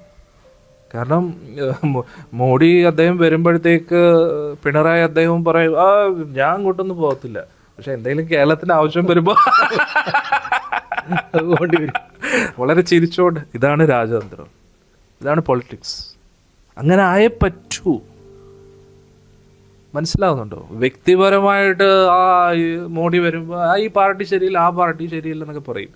പക്ഷെ അവർ ഒത്തൊരുമിച്ച് ഡിസ്കസ് ചെയ്യാറുണ്ട്, കമ്മ്യൂണിക്കേഷൻ ഉണ്ടാവാറുണ്ട്. അതിനെയാണ് മെച്യൂരിറ്റി എന്ന് പറയുന്നത്. മനസ്സിലാവുന്നുണ്ടോ? ഇപ്പോൾ ഒരു വീട്ടിൽ അച്ഛനും അമ്മയും എപ്പോഴും അടിയായിരിക്കും. കാരണം രണ്ടുപേരും രണ്ട് വ്യത്യസ്ത സ്വഭാവം, രണ്ട് വ്യത്യസ്ത കുടുംബത്തിൽ നിന്ന് വരുന്നതായിരിക്കും. പക്ഷേ ഒത്തൊരുമിച്ച് തീരുമാനം എടുക്കണ്ടേ, കുടുംബം മുന്നോട്ട് പോകണ്ടേ? അതേപോലെയാണ്. അപ്പോൾ നമുക്ക് പക്വത കാണത്തില്ല, പക്ഷെ അവർക്കൊക്കെ പക്വതയുണ്ട്. അതുകൊണ്ടാണ് അവരവിടെ ഇരിക്കുന്നത്. പിന്നെ ഒരാൾ ഭരണത്തിൽ ഇരിക്കണമെങ്കിൽ ഈശ്വരാനുഗ്രഹം കൂടെ വേണം. ആ രാജയോഗം ആ വ്യക്തിക്ക് ഉണ്ടായിരിക്കണം, എങ്കിലേ ആ വ്യക്തിക്ക് അവിടെ ഇരിക്കാൻ കഴിയും. മനസ്സിലാവുന്നുണ്ട്? ഇപ്പൊ കേരളത്തിൽ തന്നെ എന്തൊക്കെ പ്രശ്നങ്ങൾ നടന്നു ഈ കൊറോണ സമയത്ത്, ഈ 2 പ്രാവശ്യം. അപ്പൊ കാര്യം എന്തൊക്കെ പറഞ്ഞാലും പിടിച്ചിരിക്കണമെന്ന് പറഞ്ഞാൽ ഈസിയല്ല. ആ സമയത്ത് BJP-യിൽ യോഗ്യനായിട്ടുള്ള ആരെങ്കിലും ഉണ്ടോ നിൽക്കാനായിട്ട്, കേപ്പബിളായിട്ട്? ആരുമില്ല. കോൺഗ്രസ് ആകെ കൺഫ്യൂസ്ഡ് ആയിട്ടിരിക്കുന്ന അവസ്ഥയിലായിരുന്നു. മനസ്സിലാവുന്നുണ്ടോ? ആ സമയത്ത് ഇദ്ദേഹമേ ഉള്ളൂ ഒരു ലീഡർഷിപ്പ് ഉള്ള, ഒരു ക്വാളിറ്റി ഉള്ള. എന്തൊക്കെ കുറ്റങ്ങളോ പ്രശ്നങ്ങളോ ഉണ്ടായി. വ്യക്തിപരമായിട്ട് എനിക്ക് തോന്നുന്നില്ല അദ്ദേഹത്തിന് അയ്യപ്പനോട് എന്തെങ്കിലും വിരോധമുണ്ട്. പക്ഷെ അയ്യപ്പനെ ഒരു പാർട്ടി വിഷയമാക്കുമ്പോൾ അവിടെ തീർച്ചയായിട്ടും ഇദ്ദേഹത്തിനും ഇദ്ദേഹത്തിൻ്റെ പാർട്ടിയെ സംരക്ഷിക്കാൻ വേണ്ടി അങ്ങനെ ഒരു ബാധ്യതയുണ്ട്. അല്ലെങ്കിൽ എന്ത് പറ്റും? പാർട്ടി തോക്കുമല്ലേ? അവിടെ ഒരു മത്സരം നടക്കുകയാണ്, ഡിബേറ്റ് നടക്കുകയാണ്. അതേപോലെയാണ്. ഉദാഹരണത്തിന് ശബരിമല ഇഷ്യൂ നടന്നപ്പോൾ എന്തോ പറയുന്നത്, സ്ത്രീകൾ കയറാൻ പാടില്ല, എന്നാ പിന്നെ ഞാൻ സ്ത്രീകളെ കിട്ടും. വെറുതെ ഈഗോ ക്ലാഷാണ്. ആക്ച്വലി മനുഷ്യരുടെ ഈഗോ ക്ലാഷാണ്. എന്നിട്ട് ആൾ പറഞ്ഞു അയ്യപ്പനല്ല ബ്രഹ്മചാരി, കൃഷ്ണനാണ് ഏറ്റവും വലിയ ബ്രഹ്മചാരി, ഇങ്ങനെയൊക്കെ അദ്ദേഹം പറഞ്ഞു. അപ്പോൾ അവിടെ എന്തോ ആ ഗോപികമാരുടെ കഥ, ഗോപികമാർ വന്നിട്ട് എന്തോ യമുനാ നദി അപ്പുറത്ത് മറികടക്കാൻ നോക്കുന്നു. മനസ്സിലായില്ലേ? അപ്പോൾ ഭഗവാൻ ഗോപികമാരോട് പറയുന്നു, എന്തുവാ, കൃഷ്ണൻ ബ്രഹ്മചാരിയാണെങ്കിൽ വഴി കാണിക്കൂ യമുനാ നദിയെ എന്ന് പറയുമ്പോഴത്തേക്ക് ഗോപികമാർ അപ്പുറത്ത് പോകും. എന്നിട്ട് അപ്പുറത്ത് ദുർവാസ മുനിക്ക് ആ ഭക്ഷണത്തിൻ്റെ കാര്യം അതൊക്കെ. എന്നിട്ട് അദ്ദേഹം പറഞ്ഞു ഞാൻ ഒന്നും കഴിച്ചില്ലെങ്കിൽ തിരിച്ച് നദി വഴി കാണിക്കൂ എന്നൊക്കെ പറയാം. അങ്ങനെ ആ ഒരു കഥ ഇദ്ദേഹം പറഞ്ഞിരിക്കുന്നത്. ആര്? പിണറായി. അദ്ദേഹം വലിയൊരു പ്രസ് കോൺഫറൻസിൽ കാര്യം എന്തിനു വേണ്ടി പറഞ്ഞതാണെങ്കിലും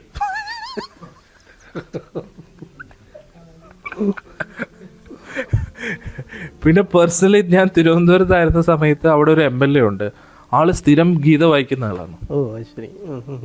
ആള് പറയും ഗീത എനിക്ക് വലിയ ഇഷ്ടമാണെന്ന് പറയും. കുറി ഇടത്തില്ല, പുറമെ അമ്പലത്തിലും പോകത്തില്ല. അപ്പോൾ നമ്മൾ ഇത് ഒരു പൊളിറ്റിക്സാണ്.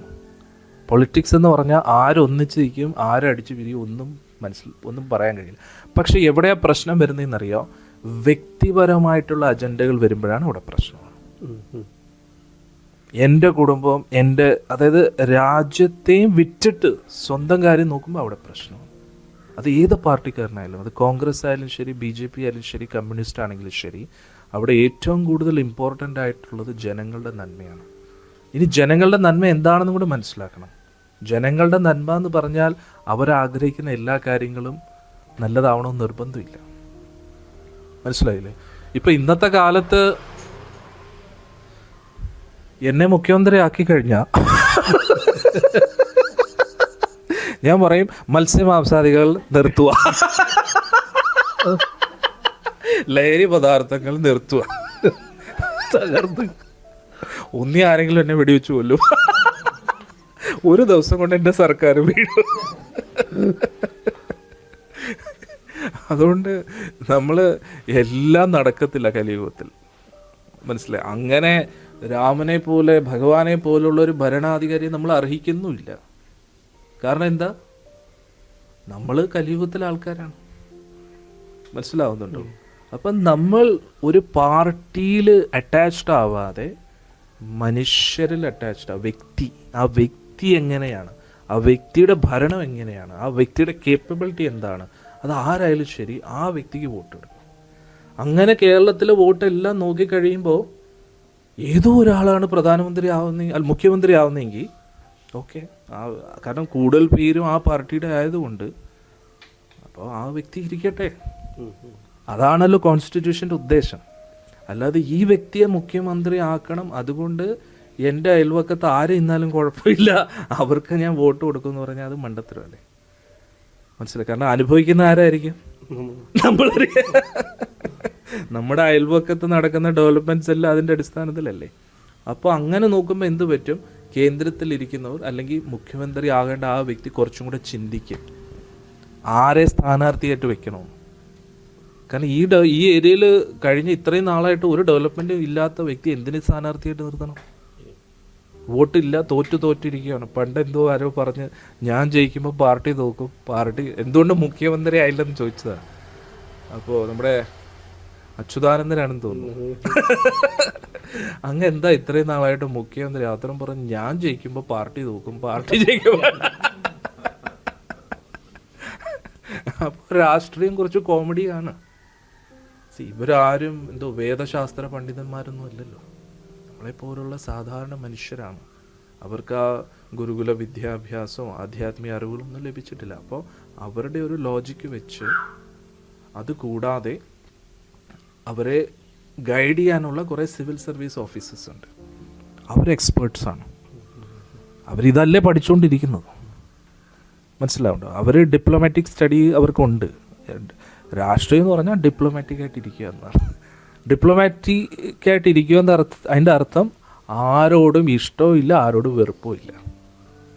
കാര്യം നടത്താൻ വേണ്ടി ഇഷ്ടം കാണിക്കും, ഇല്ലെങ്കിൽ വിടും.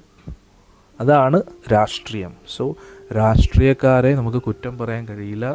രാഷ്ട്രീയക്കാരെ അങ്ങനെ തന്നെ കാണണം, കാരണം ആ സ്ഥാനം അങ്ങനെയാണ്. മനസ്സിലാവുന്നുണ്ടോ? പൊതുവെ പറയാറുണ്ട് രാഷ്ട്രീയക്കാരെ ഒരിക്കലും വിശ്വസിക്കാൻ പാടില്ല. കാരണം അവരങ്ങനെയാണ്, അങ്ങനെ ആയേ പറ്റൂ. സാഹചര്യം അനുസരിച്ച് ആ ജനങ്ങളുടെ ക്ഷേമത്തിന് വേണ്ടി ആ രാജ്യത്തെ മുന്നോട്ട് കൊണ്ടുപോകാൻ വേണ്ടി ചിലപ്പോൾ ഇത് പറയേണ്ടി വരും, ചിലപ്പോൾ വേറൊരു കാര്യം പറയേണ്ടി വരും. അങ്ങനെയാണ്, അങ്ങനെ ചെയ്തേ പറ്റൂ. അപ്പോൾ ഇതുമായിട്ട് ബന്ധപ്പെട്ട ഒരു ചോദ്യമാണ്. നാടിൻ്റെ വികസനമാണ് എല്ലാ പാർട്ടിക്കാരും ചിന്തിക്കുന്നത്. എല്ലാ പാർട്ടിക്കാരും അവരുടെ അജണ്ട അതാണ്, നാടിൻ്റെ വികസനമാണ്. പക്ഷേ ഇന്ന് നേതാക്കളുടെ വികസനം മാത്രമേ കാണുന്നത്, നാടിൻ്റെ വികസനം വളരെ കുറവായിട്ട് കാണുന്നത്. തന്നെ ചിന്തിക്കേണ്ടതല്ലേ? അപ്പോൾ ഈ നേതാക്കന്മാർക്ക് പിന്നെ കൊടുക്കാനുള്ള നിർദ്ദേശം എന്താണ് സ്വാമിജി? നേതാക്കന്മാർക്ക് മാത്രമല്ല, എല്ലാവർക്കും അവരവരുടേതായിട്ടുള്ള ധർമ്മമുണ്ട്. ഇപ്പോൾ ഞാനൊരു സ്വാമിയാണ്, സന്യാസിയാണ്. സന്യാസിക്ക് സന്യാസിയുടേതായിട്ടുള്ള കർത്തവ്യങ്ങളുണ്ട്, ആണോ അല്ലേ? ഒരു അച്ഛൻ്റേതായിട്ടുള്ള കർത്തവ്യമുണ്ട്, ഒരു ഡോക്ടറിൻ്റേതായിട്ടുള്ള കർത്തവ്യമുണ്ട്, ഭാര്യയ്ക്ക് ഭാര്യയുടേതായിട്ടുള്ള കർത്തവ്യമുണ്ട്, ഒരു സ്റ്റുഡൻറ്റിൻ്റേതായിട്ടുള്ള കർത്തവ്യമുണ്ട്, ഉണ്ടോ ഇല്ലയോ? അപ്പോൾ അവരവർ തന്നെ മനസ്സിലാക്കണം. കാരണം ശരിയാ, നമ്മുടെ വീട്ടിലെ കാര്യം നടക്കണം, കുടുംബത്തിലെ കാര്യമൊക്കെ നടക്കണം. പക്ഷെ ഒരു സ്ഥാനാർത്ഥി ആകുമ്പോൾ, ഒരു ഭരണാധികാരി ആകുമ്പോൾ ആ ഭരണാധികാരിക്ക് ഒരു ഉത്തരവാദിത്വം ഉണ്ടല്ലോ. കാരണം നല്ല രീതിയിൽ ഭരിച്ചു കഴിഞ്ഞാൽ, അതായത് ജനങ്ങൾ തൃപ്തരായി കഴിഞ്ഞാൽ എന്താണ് ബെനിഫിറ്റ്? വീണ്ടും തിരഞ്ഞെടുക്കപ്പെടും. മനസ്സിലാവുന്നുണ്ടോ? പക്ഷേ അടുത്ത പ്രാവശ്യം തിരഞ്ഞെടുക്കുകയോ ഇല്ലയോ എന്നൊരു ചിന്തയാണ് ആ വ്യക്തിക്ക് വരുന്നതെങ്കിൽ അവിടെ പിന്നെ സെൽഫ് അജണ്ടയായിരിക്കും വരുന്നത്. അപ്പോൾ അവരവർ സ്വയം മനസ്സിലാക്കേണ്ട കാര്യമാണ്. പക്ഷേ ഇപ്പോൾ എന്താ പ്രശ്നം? അങ്ങനെ ഒരു സിദ്ധാന്തം ആരും പഠിപ്പിച്ചു കൊടുക്കത്തില്ല. അപ്പം കൂടുതൽ ഊഹാപോഹങ്ങൾ കൊണ്ട് ആ അധികാരമോഹമുള്ള വ്യക്തികളാണ് കൂടുതലും ഇരിക്കുന്നത്. മനസ്സിലാവുന്നുണ്ടോ? അങ്ങനെയുള്ള വ്യക്തികൾ ഇരിക്കുമ്പോൾ അതിൻ്റേതായിട്ടുള്ള പ്രശ്നങ്ങളും അനുഭവിക്കേണ്ടി വരും. പിന്നെ അടുത്ത ചോദ്യം എന്ന് വെച്ചാൽ, ഒരു വ്യക്തി പാർട്ടിയിൽ ഒരു വികാരത്തിന് അടിമയാകുന്നു, അയാൾ കൊല്ലാനും ചാവാനും തയ്യാറാണ്. പക്ഷെ അത് പാർട്ടിയിലെ പിന്നെ നേതാക്കന്മാർ അവർ ശരിക്കും ഉപയോഗിക്കുന്നുണ്ട്. അപ്പോൾ അവർക്ക് നമ്മുടെ ജനങ്ങൾക്ക് കൊടുക്കാനുള്ള മെസ്സേജ് എന്താണ്? അത് നമ്മൾ കുറച്ച് സ്വന്തം കാര്യം കൂടെ നോക്കണം.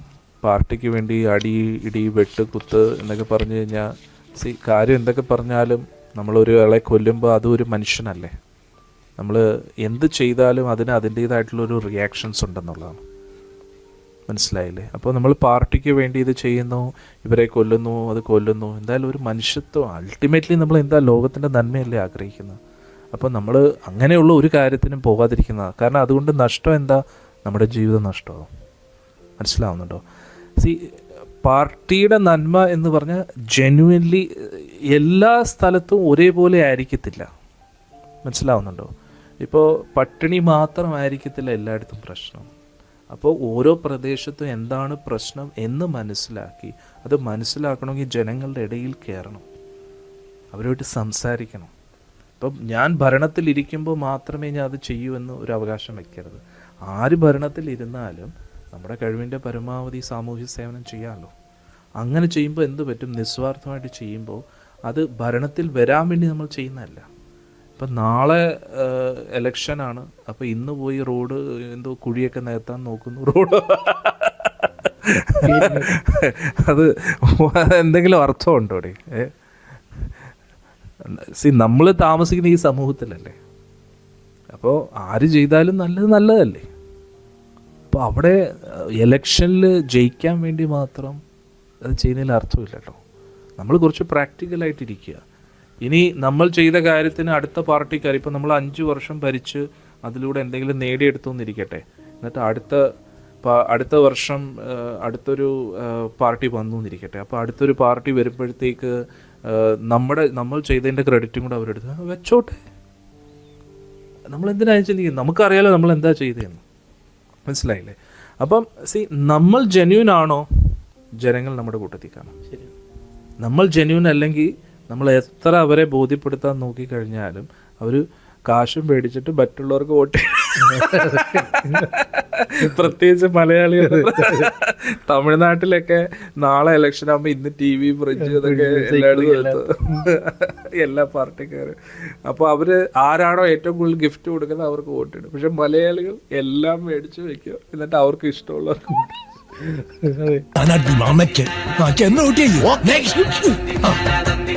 അടുത്തടുത്ത് മുട്ടേക്ക്.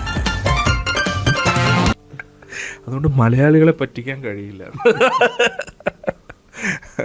ഇനി അവർ വികാരഭരിതരായിട്ട് ഇരിക്കുമെന്നും കരുതരുത്. അതായത് എൻ്റെ പരമ്പരയിൽ എല്ലാവരും കമ്മ്യൂണിസ്റ്റാണ്, അതുകൊണ്ട് കമ്മ്യൂണിസ്റ്റാണ്. ഞാനിപ്പം പറഞ്ഞ പോലെ ചിന്തിക്കുന്നവരാണ് എല്ലാ മലയാളം. തോന്നില്ലേ? അതുകൊണ്ടല്ലേ വോട്ട് അങ്ങോട്ടും ഇങ്ങോട്ടും അല്ലാതെ കള്ളക്കളി അവർ വോട്ട് മറിച്ചു. ഇത് പ്രാക്ടിക്കൽ അല്ല ഇന്നത്തെ കാലത്ത്. എല്ലാവർക്കും തലയ്ക്കകത്ത് ആൾതാമസമുള്ള ആൾക്കാരാണ്, പ്രത്യേകിച്ച് മലയാളികൾ. അതുകൊണ്ട് അവർക്ക് ഞാൻ വളർന്നത് പൂനെയിലും ബോംബെയിലാണ്. കേരളത്തിൻ്റെ ആ രാഷ്ട്രീയ ഹിസ്റ്ററി മഹാഭാരതം എനിക്ക് അറിഞ്ഞുകൂടാ. പക്ഷെ എന്നാലും ഒരു കോമൺ സെൻസോട് കൂടി ഞാൻ പറഞ്ഞ കാര്യങ്ങൾ കറക്റ്റ് അല്ലേ? അതിപ്പോൾ നാട്ടിൽ ഇത്രയും കാലം താമസിച്ച് അനുഭവിച്ചറിയാവുന്ന ആൾക്കാർക്ക് അപ്പോൾ ഇത് എത്രത്തോളം ലോജിക്കലായിട്ട്, ആരും മണ്ടന്മാരൊന്നുമല്ല, ജനങ്ങൾ മണ്ടന്മാരല്ല. അവർക്കറിയാം ആർക്കാ വോട്ട് ഇടണ്ടേന്ന്. അതുകൊണ്ട് സ്ഥാനാർത്ഥികളുടെ ഉത്തരവാദിത്വം അതേപോലെയാണ്. പിന്നെ കുറച്ച് അനുയായികളുണ്ട്, അവരെന്തിനാ ഇങ്ങനെ കൂട്ടത്തിൽ നിൽക്കുന്നത്? അടി വെട്ടുകുത്തിന് അവർക്ക് ആഗ്രഹങ്ങളൊന്നും ഇല്ലേ? അവരും സ്ഥാനാർത്ഥികളാവാൻ വേണ്ടിയാണ് ഇത് ചെയ്യുന്നത്. അല്ല, അവരും മണ്ടന്മാരാന്ന് വിചാരിക്കരുത്. അവസരം കിട്ടിക്കഴിഞ്ഞാൽ അവരുടെ മുകളിൽ നിൽക്കുന്നവരെ തട്ടും. അപ്പോൾ എല്ലാവരും ഒരു അജണ്ടയ്ക്ക് വേണ്ടി പ്രവർത്തിക്കുന്നവരാണ്. ഇപ്പോൾ കേരളത്തിലെ ജനങ്ങൾ മൊത്തത്തിൽ ഈ പാർട്ടിയിൽ മടുത്തുകൊണ്ട് മഹാബലിയെ പോലുള്ള ഭരണം ആഗ്രഹിക്കുകയാണ്. അതുപോലെ ശ്രീരാമചന്ദ്രൻ ഭഗവാൻ ഭരിച്ച പോലെയുള്ള ഭരണം അവർ ആഗ്രഹിക്കുകയാണ്. അപ്പോൾ ശരിക്കും ഈ പാർട്ടിക്കുള്ളൊരു മെസ്സേജ് എന്താണ് സ്വാമിജി കൊടുക്കാൻ പറ്റുക? മഹാബലിയുടെ ഭരണം എന്ന് പറഞ്ഞാൽ മഹാബലി മലയാളിയല്ല, അതാണ് ആദ്യം നമ്മൾ മനസ്സിലാക്കേണ്ടത്. പിന്നെ കേരളം ഭരിച്ചിരുന്നത് മഹാബലിയല്ല, അദ്ദേഹം ത്രിലോകങ്ങളുടെയും ചക്രവർത്തിയായിരുന്നു. പിന്നെ അദ്ദേഹം ഒരിക്കലും ആധികാരികമായിട്ടല്ല ഇതെല്ലാം നേടിയെടുത്തത്, തട്ടിപ്പറിച്ചെടുക്കുകയായിരുന്നു, അപഹരിച്ചെടുക്കുകയായിരുന്നു. അതുകൊണ്ടാണ് ആ വ്യക്തിയെ മാറ്റാൻ വേണ്ടി ഭഗവാൻ തന്നെ വന്നത്. അപ്പോൾ ത്രിലോകങ്ങളുടെയും ചക്രവർത്തി യഥാർത്ഥി ഭഗവാനാണ്. അതുകൊണ്ട് അത് തെറ്റാണ്. പിന്നെ ശ്രീരാമസ്വാമിയെ പോലൊരു ഭരണാധികാരി വേറെ ആരെങ്കിലും കാണുമോ? പ്രത്യേകിച്ച് കലിയുഗത്തിൽ അങ്ങനെ ഒരു ഭരണാധികാരിയെ പ്രതീക്ഷിക്കുന്നത് അതിലെന്തെങ്കിലും അർത്ഥമുണ്ടോ? ഭഗവാനെ പോലെ ഭഗവാൻ മാത്രമേ ഉള്ളൂ. മനസ്സിലായില്ലേ? ഇനി അടുത്തത്, നമ്മൾ ജനങ്ങളെ ഇങ്ങനെയാണെങ്കിൽ പിന്നെ ഭരണാധികാരി അടിപൊളിയാവും നമുക്ക് വിചാരിക്കാൻ കഴിയുമോ? ഇല്ല. ഇപ്പോൾ ഉദാഹരണത്തിന് കുട്ടികൾ നന്നായിട്ട് പഠിക്കുകയാണെങ്കിൽ നല്ല കോളേജിലല്ലേ അവർക്ക് അഡ്മിഷൻ കിട്ടും, അല്ലേ?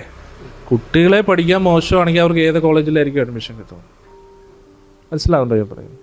അപ്പോൾ ജനങ്ങളാണ് സ്വയം ആദ്യം നന്നാവേണ്ടത്, ഇൻഡിവിജ്വലി. ഭരിക്കുന്നവരാരാണെങ്കിലും, ഇപ്പോൾ ഞാൻ നേരത്തെ പറഞ്ഞ പോലെ ചായക്കടയിൽ ഇരുന്ന് അവിടെ ഇവിടെ ഇരുന്നിട്ട് നമുക്ക് കുറ്റം പറയാൻ പറ്റും, അല്ലെങ്കിൽ മൊബൈലിൽ വീട്ടിലിരുന്ന് ന്യൂസ് കണ്ടിട്ട് ഇവർ ശരിയല്ല അവർ ശരിയല്ലെന്ന് പറയാൻ കഴിയും. പക്ഷെ ആദ്യം നന്നാവേണ്ടത് നമ്മളാണ്.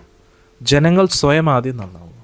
ഭരണാധികാരി എന്താണോ എങ്ങനെയാണോ കുറ്റം പറയാൻ ആർക്കും പറ്റും, പക്ഷേ ആ സ്ഥാനത്ത് നമ്മളിരിക്കുമ്പോൾ നമ്മളും അത് തന്നെ ചെയ്യും. മനസ്സിലാവുന്നുണ്ടോ ഞാൻ പറയുന്നത്? അതുകൊണ്ട് പാർട്ടി നന്നാവുന്നതിനെക്കാട്ടിയും സ്ഥാനാർത്ഥികൾ നന്നാവുന്നതിനെക്കാട്ടിയും ആദ്യം എന്താ? ജനങ്ങൾ സ്വയം നന്നാവുക. നമ്മുടെ ആർത്തിയും അത്യാഗ്രഹവും തീർക്കുക. നമ്മൾ കുറച്ചും കൂടെയൊക്കെ ആധ്യാത്മികമായിട്ട് ഉയരുക. ചുമ്മാ ഹിന്ദുത്വം മാത്രം പറഞ്ഞുകൊണ്ടിരിക്കാതെ, ഒരു വർഗീയത മാത്രം പറഞ്ഞുകൊണ്ടിരിക്കാതെ, ഞാൻ ശരീരമല്ല ആത്മാവാണെന്ന് എല്ലാ പാർട്ടിക്കാരും തിരിച്ചറിയുക. ഈശ്വരൻ ഒരു പാർട്ടിയുടെ അല്ല, ഒരു പാർട്ടിക്ക് എതിരെയല്ല. നമുക്ക് വിശ്വാസമുള്ള ഈശ്വരൻ്റെ ഏത് മതത്തെയും സ്വീകരിക്കാം. അപ്പം കുറച്ചും കൂടെ ഞാൻ ഈ മതം ഫോളോ ചെയ്യുന്നു എന്ന് പറഞ്ഞ് മറ്റുള്ളവരെ നിർബന്ധിക്കാനും പാടില്ല, മറ്റൊരാളുടെ അവകാശത്തെ തടയാനും പാടില്ല. അതിനെ ഒരിക്കലും ഒരു പാർട്ടി അജണ്ടയാക്കരുത്. നമ്മൾ ഭരണത്തിൽ വരുമ്പോൾ പോലും ഒരു കാരണവശാലും ഒരു മതത്തെയും പ്രൊമോട്ട് ചെയ്യാൻ പാടില്ല. സ്കൂൾ വിദ്യാഭ്യാസത്തിലൂടെ, എഡ്യൂക്കേഷണൽ സിസ്റ്റമിലൂടെ മനഃപൂർവ്വം കുട്ടികളെ അറിവിൽ നിന്നും വഞ്ചിക്കാൻ പാടില്ല. ഇപ്പോൾ എനിക്ക് ഈ വ്യക്തികളെയാണ് ഇഷ്ടം, അതുകൊണ്ട് ആ വ്യക്തികളെ മാത്രം ഹിസ്റ്ററി ബുക്സിൽ കൊണ്ടുവരുന്നു, പക്ഷേ മറ്റു വ്യക്തികളെ കൊണ്ടുവരുന്നില്ല. നിഷ്പക്ഷമായിട്ടായിരിക്കണം കുട്ടികൾക്ക് കിട്ടുന്ന ബുക്സ്. എന്നിട്ട് അവർ മനസ്സിലാക്കട്ടെ, അവർ തിരഞ്ഞെടുക്കട്ടെ ആരാണ്. നമ്മൾ അവിടെ ശിവാജിയെ പ്രൊമോട്ട് ചെയ്യേണ്ട ആവശ്യമില്ല, ശിവാജിയെ തടയേണ്ട ആവശ്യമില്ല. സത്യം സത്യമായിട്ട് എഴുതുക. അപ്പോൾ ഒരുപാട് ഉത്തരവാദിത്തങ്ങളുണ്ട്. കാരണം നമ്മൾ വർഗീയത കുട്ടികളുടെ ഉള്ളിൽ കുത്തി നിറയ്ക്കുകയാണെങ്കിൽ ഇതിങ്ങനെ തുടർന്നുകൊണ്ടേയിരിക്കും. മനസ്സിലായില്ലേ? കമ്മ്യൂണിസ്റ്റുകാർ അടുത്ത തലമുറയും കമ്മ്യൂണിസ്റ്റ് ആക്കിക്കൊണ്ടേയിരിക്കും. ബി ജെ പിക്കാർ തന്നെ ആക്കിക്കൊണ്ടിരിക്കും. അങ്ങോട്ടും ഇങ്ങോട്ടും കുത്ത്, വെടിവെപ്പ്, ബോംബെറിയൽ, ഇതല്ലല്ലോ നമ്മൾ ഉദ്ദേശിക്കുന്നത്. അങ്ങനെയാണെങ്കിൽ അടുത്ത ഒരു അഫ്ഗാനിസ്ഥാൻ പോലെയുള്ളൊരു സിറ്റുവേഷനാണ് നമ്മൾ ക്രിയേറ്റ് ചെയ്യുന്നത്. നമുക്ക് വേണ്ടുന്നത് സമാധാനമാണല്ലോ. അപ്പോൾ മനുഷ്യർ, കുട്ടികൾ, അടുത്ത ജനറേഷൻ തമ്മിൽ അടിച്ച് ചാവുക എന്നതല്ലല്ലോ നമ്മുടെ ലക്ഷ്യം. എല്ലാവരും സമാധാനത്തോടുകൂടിയും സന്തോഷത്തോടുകൂടി കഴിയുക. മനുഷ്യർ മാത്രമല്ല, എല്ലാ ജീവജാലങ്ങളും. അതാണ് ഏറ്റവും ഇമ്പോർട്ടൻറ്റ്. കാരണം നമ്മളൊരിക്കലും പശുക്കളെ മാത്രമല്ലല്ലോ സംരക്ഷിക്കാൻ പറയുന്നത്, എല്ലാ ജീവജാലങ്ങളെയും പ്രൊട്ടക്റ്റ് ചെയ്യണം. ഒരിക്കലും നമ്മൾ ആരെയും ദ്രോഹിക്കാൻ പാടില്ല. കാരണം അവിടെ ഒരു കാരുണ്യം വേണം. അതാണ് എൻ്റെ അഭിപ്രായം. മതത്തിന് കാര്യങ്ങൾ കുട്ടികളിൽ അടിച്ചേൽപ്പിക്കരുത്, പാഠഭാഗങ്ങളാക്കരുതെന്ന് പറഞ്ഞു സ്വാമിജി. അപ്പോൾ ഞാനൊരു ഫേസ്ബുക്കിൽ ഇതിനിടയിൽ ഒരു ന്യൂസ് കണ്ടതെന്ന് വെച്ചാൽ, പോസ്റ്റ് കണ്ടതെന്ന് വെച്ചാൽ, നരേന്ദ്രമോദി 6 വയസ്സ് മുതൽ 10 വയസ്സുള്ള കുട്ടികൾക്ക് ഇനി മുതൽ ഭഗവത്ഗീത പഠനമാക്കണം എന്ന് പറഞ്ഞിട്ടുണ്ട് എല്ലാ സ്കൂളിലേക്കും. അപ്പോൾ അത് ശരിക്കും ഒരു ആ രീതിയിലല്ലേ വരിക? ഭഗവത്ഗീത ഒരു യൂണിവേഴ്സൽ സബ്ജക്റ്റാണ്. പക്ഷെ നമ്മൾ ഡയറക്റ്റ്ലി അത് പ്രൊമോട്ട് ചെയ്യുമ്പോൾ എല്ലാവർക്കും അത് സ്വീകാര്യമാകത്തില്ല. നമ്മുടെ ഡെമോക്രസി അനുസരിച്ച് എല്ലാവർക്കും അവരവരുടേതായിട്ടുള്ള റിലീജിയൻ ചൂസ് ചെയ്യാനുള്ള അധികാരമുണ്ട്. അവർ സെലക്ട് ചെയ്യട്ടെ. നമ്മൾ പുഷ് ചെയ്യേണ്ട ആവശ്യമില്ല. പുഷ് ചെയ്യുമ്പോൾ അത് ശരിയാവത്തില്ല. പുഷ് ചെയ്താൽ ശരിയായിട്ടുള്ള ആശയം മനസ്സിലാവത്തില്ല. അവർ സ്വയം തീരുമാനിക്കട്ടെ. അപ്പോൾ നമ്മൾ എങ്ങനെയാണ് ഗീതയെ പ്രൊമോട്ട് ചെയ്യേണ്ടതെന്ന് വെച്ചാൽ, ആ ഗീതയുടെ ആ സിദ്ധാന്തങ്ങളെ പ്രചരിപ്പിക്കുക. മനസ്സിലാവുന്നുണ്ടോ? അദ്ദേഹത്തിന് ഖുറാനെ അങ്ങനെ ചെയ്യാമല്ലോ. ഖുറാൻ്റെ യഥാർത്ഥ വശങ്ങൾ പറഞ്ഞു കൊടുക്കാമല്ലോ എല്ലാവർക്കും. അതും ഇമ്പോർട്ടൻ്റ് അല്ലേ? ഒരിക്കൽ ഗീത മാത്രം നമ്മൾ പ്രൊമോട്ട് ചെയ്യുന്നു, ഖുറാനെയും പ്രൊമോട്ട് ചെയ്യൂ. ഖുറാൻ്റെ നല്ല കാര്യങ്ങൾ പറഞ്ഞു കൊടുക്കൂ. കാരണം ഒരാൾ ഒരു തെറ്റായിട്ടുള്ള ഒരു മുസ്ലിം ആകുന്നത് ഖുറാൻ ശരിക്കും മനസ്സിലാക്കാത്തതുകൊണ്ടല്ലേ. യഥാർത്ഥത്തിൽ ഖുറാനെ മനസ്സിലാക്കി കഴിഞ്ഞാൽ അവർക്ക് മനസ്സിലാവും, എല്ലാവരെയും നമ്മൾ ബഹുമാനിക്കണം. അതേപോലെ ബൈബിളും പ്രൊമോട്ട് ചെയ്യൂ. എല്ലാ റിലീജിയനെയും പ്രൊമോട്ട് ചെയ്യാമല്ലോ. സെക്യുലറിസത്തിൻ്റെ പേരിൽ, സെക്യുലറിസം എന്ന് പറഞ്ഞാൽ ഞാൻ ഒരു റിലീജിയനിൽ മറ്റൊരാളെ അടിച്ചേൽപ്പിക്കത്തില്ല. ഒരു ഭരണാധികാരിയുടെ ഇത് വെച്ച് നോക്കുമ്പോൾ ഞാൻ ഒരു റിലീജിയനെയും നമ്മൾ അടിച്ചേൽപ്പിക്കാൻ നോക്കത്തില്ലെന്ന്. ഇപ്പോൾ ഉദാഹരണത്തിന് നമ്മളിപ്പം ഗീതാ ചക്രവ്യൂഹം കോൺടെസ്റ്റ് നടത്തി. നമ്മൾ ഗീത പ്രൊമോട്ട് ചെയ്യാൻ തന്നെയാണ്, പക്ഷേ എന്തിനു വേണ്ടി? നമ്മൾ അടിച്ചേൽപ്പിക്കുകയല്ല. എല്ലാവർക്കും അവസരം. ഇറ്റ്സ് ഒരു കോമ്പറ്റീഷനാണ്. അപ്പോൾ ആ കോമ്പറ്റീഷനിലൂടെ എന്താ ഉദ്ദേശിക്കുന്നത്, ആർക്കും അതിലേക്ക് ജോയിൻ ചെയ്യാം. ഒരു മുസ്ലിം കുട്ടിയാണെങ്കിൽ കയറാൻ പറ്റത്തില്ല നമ്മൾ പറയുമോ? ഇല്ല, എല്ലാവർക്കും കയറാം. അവർക്ക് ഇഷ്ടമുണ്ടോ കയറാം. മനസ്സിലാവുന്നുണ്ടോ ഞാൻ പറയുന്നത്? അപ്പോൾ അങ്ങനെ കുറച്ചും കൂടെ ലിബറൽ ആവണം. നമ്മൾ അടിച്ചേൽപ്പിക്കാൻ പാടില്ല. അടിച്ചേൽപ്പിച്ചു കഴിഞ്ഞാൽ അത് ഒരു ഭംഗി, ഒരു വർഗീയത അവിടെ. ഭഗവാൻ പോലും അടിച്ചേൽപ്പിക്കത്തില്ലല്ലോ. ഭഗവാൻ കൃഷ്ണ അർജുനോട് എന്താ പറയുന്നത്? അർജുന, നീ എല്ലാം കേട്ടോ, ഇനി നിനക്ക് മനസ്സിലായില്ല, ഞാൻ വീണ്ടും റിപ്പീറ്റ് ചെയ്ത് പറയാനാണ് ഭഗവാൻ പറയുന്നത്. എന്നിട്ട് നന്നായിട്ട് ആലോചിച്ചിട്ട് നീ തീരുമാനം എടുക്കും. അപ്പം ഭഗവാൻ ഇത്രയും ലിബറൽ ആണെങ്കിൽ, കാരണം ഭഗവാൻ ഹിന്ദു ആണോ, മുസ്ലിം ആണോ, അതോ ക്രിസ്ത്യനാണോ? ഭഗവാനാണ്. ഭഗവാൻ ഹിന്ദുക്കളുടെ മാത്രം അച്ഛനാണോ? ഭഗവാന്റെ മക്കളല്ലേ എല്ലാവരും. ഇതേ ഭഗവാനെയാണ് എല്ലാവരും അള്ളാഹു എന്ന് വിളിക്കുന്നത്. ഇദ്ദേഹത്തിൻ്റെ പുത്രനാണ് യേശുവായിട്ട് വന്നത്. അപ്പോൾ അദ്ദേഹത്തിന് ആ വേർതിരിവില്ലല്ലോ. അദ്ദേഹത്തിനെ സംബന്ധിച്ചിടത്തോളം പശു അദ്ദേഹത്തിൻ്റെ മക്കളാണ്. പശുക്കളും കോഴികളും ഇഴജന്തുക്കളും എല്ലാവരും അദ്ദേഹത്തിൻ്റെ മക്കളാണ്. അപ്പോൾ അദ്ദേഹം അങ്ങനെയാണെങ്കിൽ നമ്മളും അങ്ങനെയാകട്ടെ. അതുകൊണ്ട് നമ്മൾ കുറച്ചും കൂടെ ഒന്ന് ലിബറലാവും. പക്ഷേ ശരിയാ, ചില സമയത്ത് മറ്റു മതത്തിൽ നിന്ന് നമുക്കൊരു പുഷ് കാണാൻ പറ്റും, അവർ ഫോഴ്സ് ചെയ്യുന്നതായിട്ട്. അപ്പോൾ ആ പറയുക, ഇങ്ങനെ ഫോഴ്സ് ചെയ്യരുത്, നിയമപരമായിട്ട് പറയാം, നമ്മൾ ഒരിക്കലും അങ്ങനെ ഫോഴ്സ് ചെയ്യരുതല്ലോ. ഇനി എത്ര ഫോഴ്സ് ചെയ്താലും എത്ര അമ്പലങ്ങൾ തകർത്താലും വിശ്വാസം ഉള്ളിലല്ലേ. ആ വിശ്വാസത്തെ ആർക്കെങ്കിലും തകർക്കാൻ പറ്റുമോ? എത്ര അമ്പലങ്ങൾ തകർന്നാലും എത്ര ശാസ്ത്രങ്ങളെ കത്തിച്ചാലും ആ സനാതനധർമ്മം ഇങ്ങനെ നിലനിൽക്കും. അത് സനാതനധർമ്മം എന്ന് പറഞ്ഞാൽ ഹിന്ദുത്വം മാത്രമല്ല. മനസ്സിലായില്ലേ? ഇപ്പോൾ നമ്മൾ എല്ലാവരിലേക്കും ഗീത കമ്പൽസറി ആക്കി. ഒരു പക്ഷേ നമ്മുടെ കേന്ദ്ര സർക്കാർ എല്ലാ മറ്റു മതങ്ങളെയും ഇവിടുന്ന് മാറ്റി എന്നിരിക്കട്ടെ, എന്നാലും ആൾക്കാരുടെ ഉള്ളിൽ ആ പ്രക്ഷോഭത്തെ നമുക്ക് അണയ്ക്കാൻ പറ്റുമോ? ഇല്ല. അത് വീണ്ടും വരും. അതുകൊണ്ട് ആ ഒരു ദേഷ്യം, ആ ഒരു വെറുപ്പിനെയാണ് നമ്മൾ മാറ്റേണ്ടത്. കാരണം നമ്മൾ ഒരു പാർട്ടിയിൽ വിശ്വസിക്കുന്നു അല്ലെങ്കിൽ ഒരു മതത്തിൽ വിശ്വസിക്കുന്നു, പക്ഷേ ഒരു പാർട്ടിയും ഒരു മതവും അല്ലെങ്കിൽ ഇന്ത്യൻ ഭരണഘടനയും ഒരു മതത്തിനെതിരെയോ ആരെയും ദ്രോഹിക്കണോ എന്ന് പറയുന്നില്ല. അപ്പോൾ പിന്നെ നമ്മൾ എന്തിനത് ചെയ്യണം? അപ്പോൾ നമ്മൾ ഏത് പാർട്ടിക്കാരനാണെങ്കിലും ഏത് മതക്കാരനാണെങ്കിലും ആ മതത്തിൻ്റെയും ആ പാർട്ടിയുടെ സിദ്ധാന്തങ്ങൾ നമ്മൾ തന്നെ ഫോളോ ചെയ്യാം. എന്തിന്? അത് നമ്മുടെ ഡ്യൂട്ടി, നമ്മുടെ കർത്തവ്യം. ഞാൻ ഇങ്ങനെയാണ്, എൻ്റെ പാർട്ടിയിലുള്ള എല്ലാവരും ഫോളോ ചെയ്തില്ലാലും ഇല്ലെങ്കിലും ഞാൻ ഇത് ഫോളോ ചെയ്യും. കാരണം എന്താ, എനിക്ക് എൻ്റേതായിട്ടുള്ള വ്യക്തിത്വമുണ്ട്. അതുകൊണ്ട് മറ്റുള്ളവരെ പോലെ ഞാനാവണമെന്ന് നിർബന്ധമില്ലല്ലോ. ഉദാഹരണത്തിനായിട്ട് ഒരു ഋഷി കുളിക്കാൻ പോയ സമയത്തിന് ഒരു തേളെങ്ങനെയോ വെള്ളത്തിൽ വീണിരിക്കും. അപ്പോൾ ആ തേൾ ഇങ്ങനെ പടയുകയാണ്. അപ്പോൾ ഈ ഋഷിക്ക് കാരുണ്യം തോന്നിയിട്ട് ആ തേളിനെ എടുത്ത് ഇങ്ങനെ രക്ഷിക്കുകയാണ്. അപ്പോൾ തേൾ കുത്തുകയാണ്. മനസ്സിലായില്ലേ? അപ്പോൾ വീണ്ടും വെള്ളത്തിൽ വീണു. എന്നിട്ട് വീണ്ടും എടുക്കുകയാണ്. കരയിൽ കുറച്ച് ദൂരമുണ്ട് കരയിലോട്ട് വരാനായിട്ട്. അപ്പോൾ അത് കരയിലേക്ക് കൊണ്ടുവരാൻ വേണ്ടി വീണ്ടും കഷ്ടപ്പെടുക, വീണ്ടും കുത്തുകയാണ് തേൾ. അപ്പോൾ ഇത് കണ്ടിട്ട് ബാക്കിയുള്ള ഋഷിമാർ ഇരിക്കുക, എന്ത് മണ്ടനാണ്, തേളിനെ അങ്ങ് വിട്ടുകൂടെയെന്നു. അപ്പോൾ ഋഷി പറയുക, തേളിൻ്റെ സ്വഭാവം വിടുന്നില്ല, പിന്നെ ഞാൻ എന്തിനാ എൻ്റെ സ്വഭാവം വിടുന്നു? തേളിൻ്റെ സ്വഭാവം കുത്തുക എന്നതാണ്. ഒരു ഋഷിയുടെ ജോലി എന്താ? രക്ഷിക്കുക എന്നതാണ്. കാരുണ്യം എന്താണ്? സോ നമ്മൾ നമ്മുടെ പ്രിൻസിപ്പിൾസിൽ ഉറച്ചിരിക്കണം. സോ ആൾക്കാർക്ക് വേണ്ടത് ഉറച്ചു നിൽക്കുന്ന ലീഡേഴ്സിനാണ്. അവർ പറയുന്ന സിദ്ധാന്തത്തെ ഫോളോ ചെയ്ത് അവരുടെ വാക്കുകളിലൂടെ മാത്രമല്ല പ്രവൃത്തിയിലൂടെ എല്ലാവരും ഇൻസ്പയർ ചെയ്യണം. ഫോഴ്സ് ചെയ്യുമല്ല, ഇൻസ്പിറേഷൻ കൊടുക്കുക. അങ്ങനെ ഇൻസ്പിറേഷൻ കൊടുക്കുന്ന വ്യക്തികളെയാണ് ഈ ലോകത്തിന് വേണ്ടത്. അതുപോലെ ഭഗവത്ഗീതയെ കുറിച്ച് പറഞ്ഞപ്പോൾ എനിക്കൊരു സംശയമുള്ളതെന്ന് വെച്ചാൽ, ഭഗവത്ഗീത ഇത് ഹിന്ദുക്കളുടെ മാത്രം ഒരു ഗ്രന്ഥമാണെന്ന് മറ്റുള്ള മതക്കാർ ഒരു വിശ്വാസമുണ്ട്. അവർക്ക് അങ്ങനെയാണ് അത് കരുതിയിരിക്കുന്നത്. പക്ഷേ ഇപ്പോഴത്തെ കാലഘട്ടത്തിൽ കുട്ടികൾ ഈ ഭഗവത്ഗീത പഠിക്കണം. എന്താണ് ഈ കുട്ടികൾ ഭഗവത്ഗീത പഠിക്കണം എന്ന് ഇത്ര ഒരു, എന്തുകൊണ്ടാണ് ഈ ഭഗവത്ഗീത അത്രയുള്ള ഒരു കാര്യങ്ങൾ കുട്ടികൾക്ക് വേണ്ടി? നമ്മളിവിടെ ഭഗവത്ഗീതയെക്കുറിച്ച് മാത്രം പറയുമ്പോൾ മറ്റു മതങ്ങളെ നമ്മൾ താഴ്ത്തുകയല്ല. ഖുറാനിലും വളരെ ഇമ്പോർട്ടൻ്റ് ആയിട്ടുള്ള കാര്യങ്ങൾ പറയുന്നുണ്ട്, ബൈബിളിലും വളരെ ഇമ്പോർട്ടൻ്റ് ആയിട്ടുള്ള കാര്യങ്ങൾ പറയുന്നു. ഭഗവത്ഗീത തീർച്ചയായിട്ടും അത് ഭഗവാൻ ഡയറക്റ്റ്ലി പറഞ്ഞതുകൊണ്ട് ഒരുപാട് കാര്യങ്ങൾ നമുക്ക് മനസ്സിലാക്കാൻ പറ്റും. വളരെ വളരെ സ്പെഷ്യലാണ്. ഒരു മതഗ്രന്ഥവും ആ ഒരു മതത്തിന് വേണ്ടി മാത്രമുള്ളതല്ല, അത് എല്ലാവർക്കും വേണ്ടിയുള്ളതാണ്. അപ്പോൾ നമ്മൾ നല്ല കാര്യങ്ങൾ എവിടെ നിന്ന് കിട്ടിയാലും നമുക്കത് അപ്ലൈ ചെയ്യാൻ പറ്റുമല്ലോ. അപ്പോൾ ഭഗവാൻ നോക്കിക്കഴിഞ്ഞാൽ അദ്ദേഹം കമ്മ്യൂണിസ്റ്റുമാണ്. കാരണം എങ്ങനെ, എല്ലാവർക്കും അവകാശമുണ്ട്.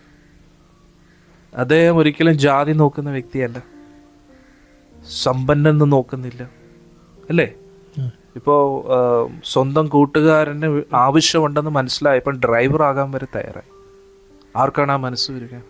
അപ്പോൾ ആള് കമ്മ്യൂണിസ്റ്റ് അല്ലേ? സഖാവ് എന്ന വാക്കുകൊണ്ടൊന്നും ഭഗവാൻ സഖാവേ എന്നെല്ലാവരോടും പറയാം, നീ എൻ്റെ കൂട്ടുകാരനാണ്, ആണോ അല്ലേ? അപ്പോൾ ആള് കമ്മ്യൂണിസ്റ്റ് ആണ്.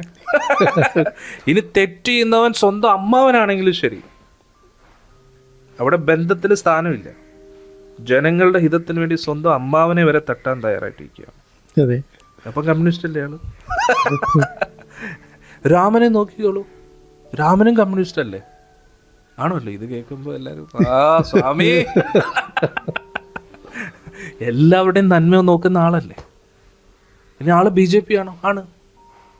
സനാതന ധർമ്മത്തെക്കുറിച്ച് പ്രചരിപ്പിക്കുന്നുണ്ട്. ഗീത പറഞ്ഞതേ ഇദ്ദേഹമാണ്. ഇനി കോൺഗ്രസ് ആണോ? എല്ലാ ഈ മതക്കാരന് അദ്ദേഹം ഇല്ലെന്ന് പറയാൻ പറ്റുമോ? സെക്യുലറുമാണ്. അപ്പോൾ ഭഗവാൻ എല്ലാവരെയും ഉൾക്കൊള്ളും.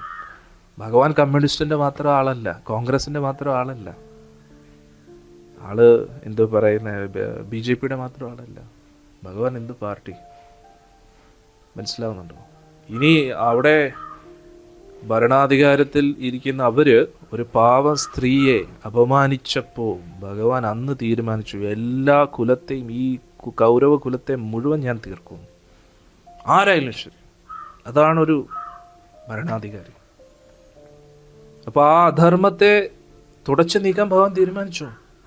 അപ്പോൾ അർജുൻ യുദ്ധം ചെയ്യാൻ തയ്യാറല്ല. അപ്പോൾ ഒരു ഭരണാധികാരി ആദ്യം പഠിക്കേണ്ടത് ഭഗവത്ഗീതയാണ്.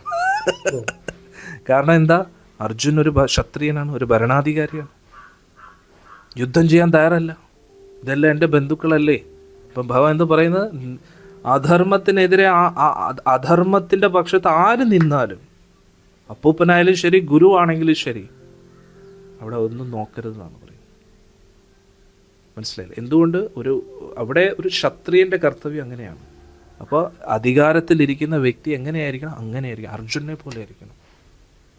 എതിരെ നിൽക്കുന്നവൻ ആരായാലും ശരി, സ്വന്തം മിത്രം, സ്വന്തം പാർട്ടിയിലുള്ള ആളാണോ, അല്ലെങ്കിൽ സ്വന്തം മതത്തിലെ ആണോ, നായരാണോ, ഈഴവനാണോ, അതൊന്നും നോക്കരുത്. നമ്പൂതിരിയാണോ, അതൊന്നും നോക്കരുത്. ആരായാലും ശരി, അധർമ്മം ചെയ്തോ അവന് പിന്നെ അവിടെ സ്ഥാനമില്ല. അങ്ങനെയുള്ള ഭരണാധികാരികളാണ് വേണ്ടത്. അപ്പോൾ ഭരണാധികാരിയാവണം, ഭഗവത്ഗീത പഠിക്കണം. ബൈബിളിനെ ഖുറാനെ തള്ളിക്കളയാനും പാടില്ല. കാരണം അതും ഇദ്ദേഹം തന്നെയാണ് പറഞ്ഞിരിക്കുന്നത്. ഇദ്ദേഹത്തിൻ്റെ വചനങ്ങൾ എങ്ങനെ വന്നാലും നമ്മളത് സ്വീകരിക്കണം. അങ്ങനെയാകുമ്പോൾ എല്ലാം അടിപൊളിയായിരിക്കും. ഹരേ കൃഷ്ണ സ്വാമിജി, ഇപ്പോൾ സ്വാമിജി പറഞ്ഞല്ലോ, നമ്മൾ പാർട്ടിയുടെ അടിസ്ഥാനത്തിലല്ല, ഇപ്പോൾ ഏത് പാർട്ടിയിലും ഏത് സ്ഥാനാർത്ഥിയുടെ ബേസ് അനുസരിച്ചാണ് നമ്മൾ വോട്ട് ചെയ്യേണ്ടതെന്ന്. അപ്പോൾ ഈ ബേസിക്കലി നോക്കുവാണെങ്കിലും സ്ഥാനാർത്ഥി ഏതായാലും പാർട്ടി പറയണല്ലേ സ്ഥാനാർത്ഥി കേൾക്കത്തുള്ളൂ. തീർച്ചയായിട്ടും അങ്ങനെ ഒരു പ്രശ്നം കൂടെ. അപ്പോൾ പാർട്ടിക്ക് പാർട്ടിയുടേതായിട്ടുള്ള സിദ്ധാന്തങ്ങളുണ്ടല്ലോ. ഇപ്പോൾ എന്തോ കമ്മ്യൂണിസ്റ്റ് എന്തോ മാനിഫെസ്റ്റോ എന്നെന്തോ പറയും. അപ്പോൾ അവർ എഴുതി വെച്ചിട്ടുള്ള കുറച്ച് കാര്യങ്ങളുണ്ട്. അതിൻ്റെ ബേസിസിൽ ചർച്ച നടക്കട്ടെ, അല്ലേ? ഇപ്പോൾ നമ്മൾ ആധികാരികമുള്ള ആചാര്യന്മാർ ശാസ്ത്രങ്ങളുടെ അടിസ്ഥാനത്തിൽ ചർച്ച ചെയ്യുന്ന പോലെ ഇന്ത്യൻ ഭരണഘടന അനുസരിച്ചും നിയമം അനുസരിച്ചും അതൊക്കെ ചർച്ച ചെയ്യട്ടെ. പിന്നെ ആ സ്ഥാനാർത്ഥി ഒരിക്കലും പാർട്ടിയെ മറന്ന് പ്രവർത്തിക്കാനും പാടില്ല. കാരണം ആ പാർട്ടിയെ പ്രതിനിധീകരിക്കുകയല്ലേ. അപ്പം രണ്ടുപേർക്കും ഉത്തരവാദിത്തമുണ്ട്. പാർട്ടിക്ക് ഉത്തരവാദിത്തമുണ്ട്, സ്ഥാനാർത്ഥിക്ക് ഉത്തരവാദിത്തമുണ്ട്. വേറെ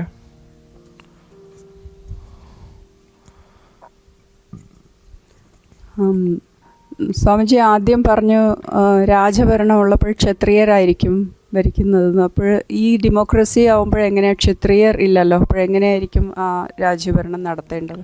ജനങ്ങളുടെ ഇടയിൽ വെച്ച് ജനങ്ങൾ തിരഞ്ഞെടുക്കുന്ന ഒരു വ്യക്തി. പക്ഷെ അവർക്ക് ക്ഷത്രിയ ഗുണം കാണോ? ഡിഫിക്കൽട്ടാണ്. ക്ഷത്രിയർ എന്ന് പറഞ്ഞാൽ പൊതുവെ ധൈര്യമുള്ളവർ, ചങ്കുറപ്പുള്ളവർ, എതിരെ നിൽക്കുന്ന ആരാണെങ്കിലും അതൊന്നും മുന്നും പിന്നും നോക്കാതെ പ്രവർത്തിക്കുന്നവരാണ്. അപ്പോൾ അവർ ആ ഗുണങ്ങൾ ഉണ്ടാക്കിയെടുക്കണം. ക്ഷത്രിയർക്ക് എന്തോ പറയുന്നത്, അധർമ്മത്തിനെ സഹിക്കാൻ കഴിയില്ല. അവർ സഹിച്ചിരിക്കത്തില്ല, അധർമ്മം ചെയ്യുന്ന ആരാണെങ്കിലും ശരി. അതുകൊണ്ടാണ് നിങ്ങൾ നോക്കിക്കഴിഞ്ഞാൽ മഹാഭാരതത്തിലും രാമായണത്തിലും ഒക്കെ, ഇപ്പോൾ ഉദാഹരണത്തിന് ശ്രീരാമസ്വാമി എപ്പോഴും ബ്രാഹ്മണരോട് ചോദിക്കും, എന്താ ചെയ്യേണ്ടതെന്ന്, അല്ലേ? ഇപ്പോൾ പിന്നെ അതേപോലെ യുധിഷ്ഠിരന്മാർ എപ്പോഴും ചോദിക്കും എന്താ ചെയ്യേണ്ടതെന്ന്. അപ്പോൾ ഒരു ഗൈഡൻസ് അവിടെ എപ്പോഴും വേണം. അപ്പോൾ പൊതുവേ ക്ഷത്രിയ ഗുണങ്ങൾ കുറവാണ്. ഒരു പവർ അതൊക്കെ ബുദ്ധിമുട്ടാണ്. പക്ഷെ ഉള്ളവരിൽ ഏറ്റവും ബെസ്റ്റ് അത്രേ പറ്റും. അപ്പോൾ ക്ഷത്രിയർ രാജവംശത്തിലും ബ്രാഹ്മണരുടെ ഉപദേശപ്രകാരമായിരുന്നല്ലോ ഭരിച്ചിരുന്ന തത്വം ധർമ്മപരമായി. പക്ഷെ ഇപ്പോഴ് അതിന് പകരമായിട്ട് IAS, പക്ഷെ അവരും എത്രമാത്രം ധാർമ്മികത്വത്തിലൂടെ ആണോ പഠിച്ചു വരുന്നത്? അതാണ് ഇമ്പോർട്ടൻറ്റ്. അപ്പോൾ ഒരുപാട് ഉത്തരവാദിത്തങ്ങൾ ആ കൗൺസിൽ ചെയ്യുന്ന അവർക്കുണ്ട്, മനസ്സിലായില്ലേ? പിന്നെ അടിയനെ പോലുള്ള ബ്രാഹ്മണരുടെ അടുത്ത് വന്ന് ഉപദേശങ്ങൾ തേടാം, അങ്ങനെ പറയണം നടത്താം. അങ്ങനെ ധാർമ്മികപരമായിട്ടുള്ള ഉപദേശങ്ങളുടെ കുറവായിരിക്കും ഇപ്പം പൊളിറ്റിക്സ് വെറും പൊളിറ്റിക്സ് ആയിട്ട് മാറിക്കൊണ്ടിരിക്കുന്നത്. കാരണം ഇപ്പോൾ ഒരു അവരുടേതായിട്ടുള്ള ഊഹാപോഹങ്ങൾക്കനുസരിച്ച് ഒരു സിദ്ധാന്തം അവരുടെ മനസ്സിൽ വെച്ചിട്ടുണ്ട്. ഇങ്ങനെയാണ് രാഷ്ട്രീയം, ഇങ്ങനെയാണ് ഭരിക്കേണ്ടത്, മനസ്സിലായില്ലേ? നമ്മുടെ കാര്യം കുറച്ച് നോക്കണം, പിന്നെ ജനങ്ങൾക്ക് വേണ്ടി ചെയ്തു എന്ന് അവരെ ബോധ്യപ്പെടുത്തണം വോട്ട് കിട്ടാൻ വേണ്ടി. അങ്ങനെ ഒരു രാഷ്ട്രീയം കളിയാണ് അത്. ആക്ച്വലി അതാണിപ്പോൾ രാഷ്ട്രീയം നടന്നുകൊണ്ടിരിക്കുന്നത്, അതാണ് ഇപ്പോഴത്തെ ഭരണം. ഇപ്പോൾ ക്യാമ്പസുകളിലൊക്കെ പാർട്ടി ഉണ്ടല്ലോ, അതിനെ കുറിച്ച് എന്താ? വേറെ ഫോറിൻ കൺട്രീസിലൊന്നും ഇല്ല, US-ലില്ല, പൊളിറ്റിക്സേ ഇല്ല ക്യാമ്പസിൽ അവിടെ. അവിടെ ഇങ്ങനെ ഇലക്ഷൻ അങ്ങനത്തെ കാര്യങ്ങളൊന്നുമില്ല. ഇവിടെ ഈ ക്യാമ്പസിനകത്തൂടെ ഇങ്ങനെ പൊളിറ്റിക്സ് വന്നിട്ട് രാഷ്ട്രീയ പാർട്ടി വന്നിട്ട് അവർ തന്നെ ക്യാമ്പസ് ഭരിക്കുന്ന ഒരു അവസ്ഥയാണ്. സ്റ്റുഡൻസിൻ്റെ ഇടയിൽ രാഷ്ട്രീയം അതിൻ്റെ പ്ലസ് പോയിന്റ്സ് ഉണ്ട്, നെഗറ്റീവ് പോയിന്റ്സ് ഉണ്ട്. പ്ലസ് പോയിന്റ്സ് എന്ന് പറഞ്ഞാൽ കുട്ടികൾ കുറച്ചും കൂടെ സമൂഹത്തിൻ്റെ പ്രോബ്ലംസിനെ നേരിടാൻ പഠിക്കും. അവർ കുറച്ചും കൂടെ അവരുടേതായിട്ടുള്ള പഠിത്തം മാത്രം ഇന്നിരിക്കാതെ കുറച്ചും കൂടെ സമൂഹത്തിൻ്റെ പ്രോബ്ലംസിനെ കുറിച്ചും മറ്റ് സ്റ്റുഡൻസിൻ്റെ പ്രശ്നങ്ങളെയൊക്കെ ഒന്ന് ഡീൽ ചെയ്യാൻ അവർ പഠിക്കും. പിന്നെ വർഗീയതയ്ക്ക് നിന്നും അവർക്ക് പുറത്തു വരാൻ കഴിയും, മനസ്സിലായല്ലേ? ഇത് ഈ ജാതി ആ ജാതി എന്ന് പറയുന്നതിന് പകരം കുറച്ചും കൂടെ യൂണിറ്റി ഹെൽപ്പ് ചെയ്യും. അങ്ങനെ നല്ലതാണ്. പക്ഷെ അത് അവിടെയും ഇവിടുത്തെ അതേപോലെ അടിയും വഴക്കവും ആകുമ്പോൾ പിന്നെ അതിൻ്റെ പർപ്പസ് പോയി. അതെ, അത് ഒറിജിനലി അതായിരുന്നു കാണും പർപ്പസ്. പക്ഷെ ഇപ്പം കാണുന്നത് ശരിക്കും ആരാ ഭരിക്കുന്നത്? അവരുടെ പാർട്ടി. ഗൈഡൻസിന്റെ പ്രശ്നമാണ്. എല്ലാം നല്ലതാണ്.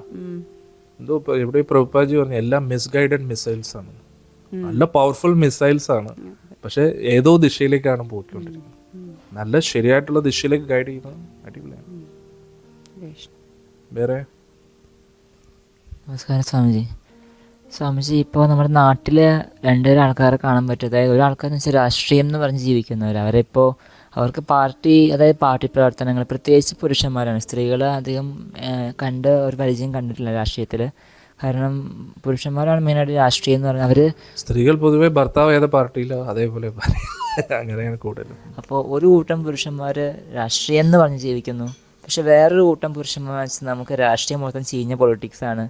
നമുക്ക് സത്യം പറഞ്ഞാൽ ആരെ വോട്ട് ചെയ്താൽ എല്ലാം കണക്കാണ്. അത് ചിലർ വോട്ടിങ്ങിന് പോകാറുമില്ല. ഇതിനിടെ നിൽക്കുന്ന കുറേ പേരുണ്ട്. അവർ ഇടയ്ക്ക് ഈ വർഷം പോകും, ഞാൻ അടുത്ത തവണ പോവില്ല. അപ്പോൾ ശരിക്കും പറഞ്ഞാൽ ഗുരുദേവ് പൊളിറ്റിക്സും കൊണ്ട് അതിൻ്റെ ഉദ്ദേശം എന്താ? ശരിക്കുള്ള പൊളിറ്റിക്സ് എന്താണ്? പൊളിറ്റിക്സിനെ നമുക്ക് ഇഗ്നോർ ചെയ്യാൻ കഴിയില്ല. അത് നമ്മുടെ സമൂഹത്തിൽ നടക്കുന്ന ഒരു പ്രശ്നം, അതിനെ നമുക്ക് ഇഗ്നോർ ചെയ്യാൻ കഴിയില്ലല്ലോ. കാരണം ആ പ്രശ്നം നമ്മളെയും കൂടെ ബാധിക്കും. നമ്മൾ ആ സമൂഹത്തിൻ്റെ ഭാഗമാണ്. അപ്പോൾ ആ പൊളിറ്റിക്സിൽ നിന്ന് മാറി നിൽക്കുന്നത് അതൊരു ഉത്തരവാദിത്വം ഇല്ലാത്തൊരു പെരുമാറ്റമാണ്. എല്ലാവർക്കും ഉത്തരവാദിത്വം. അപ്പോൾ അതിൽ ഇൻവോൾവ് ആകാൻ നമ്മൾ ശ്രമിക്കണം നമ്മുടെ കഴിവിൻ്റെ പരമാവധി. ഇപ്പോൾ ഞാൻ പേഴ്സണലി ഒരു പാർട്ടിയുടെ മെമ്പർ അല്ല എങ്കിലും ഞാനിപ്പോൾ അതിനുവേണ്ടി പ്രവർത്തിക്കുകയാണല്ലോ. എങ്ങനെ? സമൂഹത്തിന് വേണ്ടി ഒരു പ്രവൃത്തി നടത്തുന്നുണ്ടല്ലോ. അപ്പോൾ എല്ലാവർക്കും ഈ സമൂഹത്തിനോടൊരു ഉത്തരവാദിത്വമുണ്ട്. അപ്പം ഞാൻ ഒരു പാർട്ടിയിൽ ഇല്ല എന്ന് പറഞ്ഞിട്ട് അവരവരുടെ കുടുംബത്തിൽ മാത്രം ഒതുങ്ങി നിൽക്കുകയാണ്. അത് സ്വാർത്ഥതയാണ്, മനസ്സിലായില്ല? അങ്ങനെ വെച്ച് നോക്കുമ്പോൾ പാർട്ടിക്കാരാണ് ബെറ്റർ. കാരണം അതിൻ്റെ പേരിലെങ്കിലും അവരൊരു ഉത്തരവാദിത്വം എടുക്കുന്നുണ്ടല്ലോ. മനസ്സിലാവുന്നുണ്ടോ ഞാൻ പറയുന്നത്?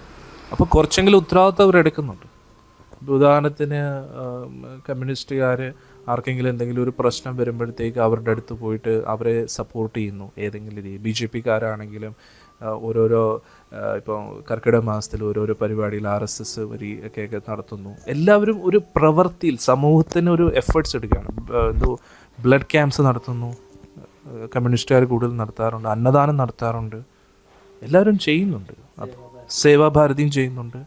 അപ്പോൾ സമൂഹത്തിന് വേണ്ടി നമ്മൾ നന്മ ചെയ്യണം, അത് ഇമ്പോർട്ടൻ്റ് ആണ്. അത് ചെയ്തില്ലെങ്കിൽ നമ്മൾ സ്വാർത്ഥരായി പോകുമല്ലോ. സ്വാമിജി, ഒരു ചോദ്യം കൂടി.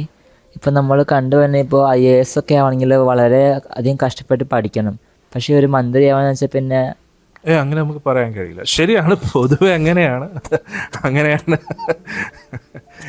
പക്ഷേ എത്ര കഷ്ടപ്പെട്ട് പഠിച്ചാലും ജനങ്ങളുടെ ഹൃദയത്തെ ജയിക്കുക എന്ന് പറഞ്ഞാൽ അത് വലിയൊരു ക്വാളിറ്റി അല്ലേ. നമുക്ക് ഒരു അടച്ചും പൂട്ടി ഒരു വീട്ടിനകത്തിരുന്ന് ഇങ്ങനെ പഠിക്കാൻ പറ്റും അല്ലേ. പക്ഷേ വിദ്യാഭ്യാസം ഇല്ലെന്ന് ശരിയാ, കൂടുതലും അങ്ങനെയാണ് കാണുന്നത്. പക്ഷെ ജനങ്ങളുടെ ഇടയിൽ നിന്ന് ജനങ്ങളുടെ ആ ഒരു എന്താ പറയുക സപ്പോർട്ട് നേടിയെടുക്കുന്ന അത് വലിയൊരു ക്വാളിറ്റി അല്ലേ. അത് നിസ്സാര ക്വാളിറ്റി അല്ല. അപ്പോൾ സത്യം പറഞ്ഞാൽ IAS-നെക്കാട്ടിയും ടോപ്പാണ് ആള്. കാരണം എന്താ, IAS-ന് ഇതേപോലെ സംസാരിക്കാൻ പറ്റുമോ? സ്പീച്ച് പ്രിപ്പയർ ചെയ്യാനേ പറ്റുമോ? പക്ഷെ അത് പറഞ്ഞ് ഫലിപ്പിച്ച് ഒരാളുടെ ഉള്ളിൽ ആ വിശ്വാസം ഉണ്ടാക്കിയെടുത്ത് ഞാൻ ഈ വ്യക്തിയെ ഫോളോ ചെയ്യും എന്നൊരു വിശ്വാസം കൊണ്ടുവരണമെങ്കിൽ എന്തുമായിരിക്കും? അതൊരു കിടിലം കോൺഫിഡൻസ് അല്ലേ. Leadership is leadership. സത്യമാണ് സ്വാമിജി. പക്ഷെ ചില സമയത്തിൽ ഇപ്പം പാർലമെന്റിൽ കടിച്ചു, കസേര എടുത്തെറിഞ്ഞു. അയ്യോ, പണ്ട് ഇതിന്നും മോശം മുണ്ടൊക്കെ പൊക്കി. എല്ലാവരും അങ്ങനെയല്ലല്ലോ.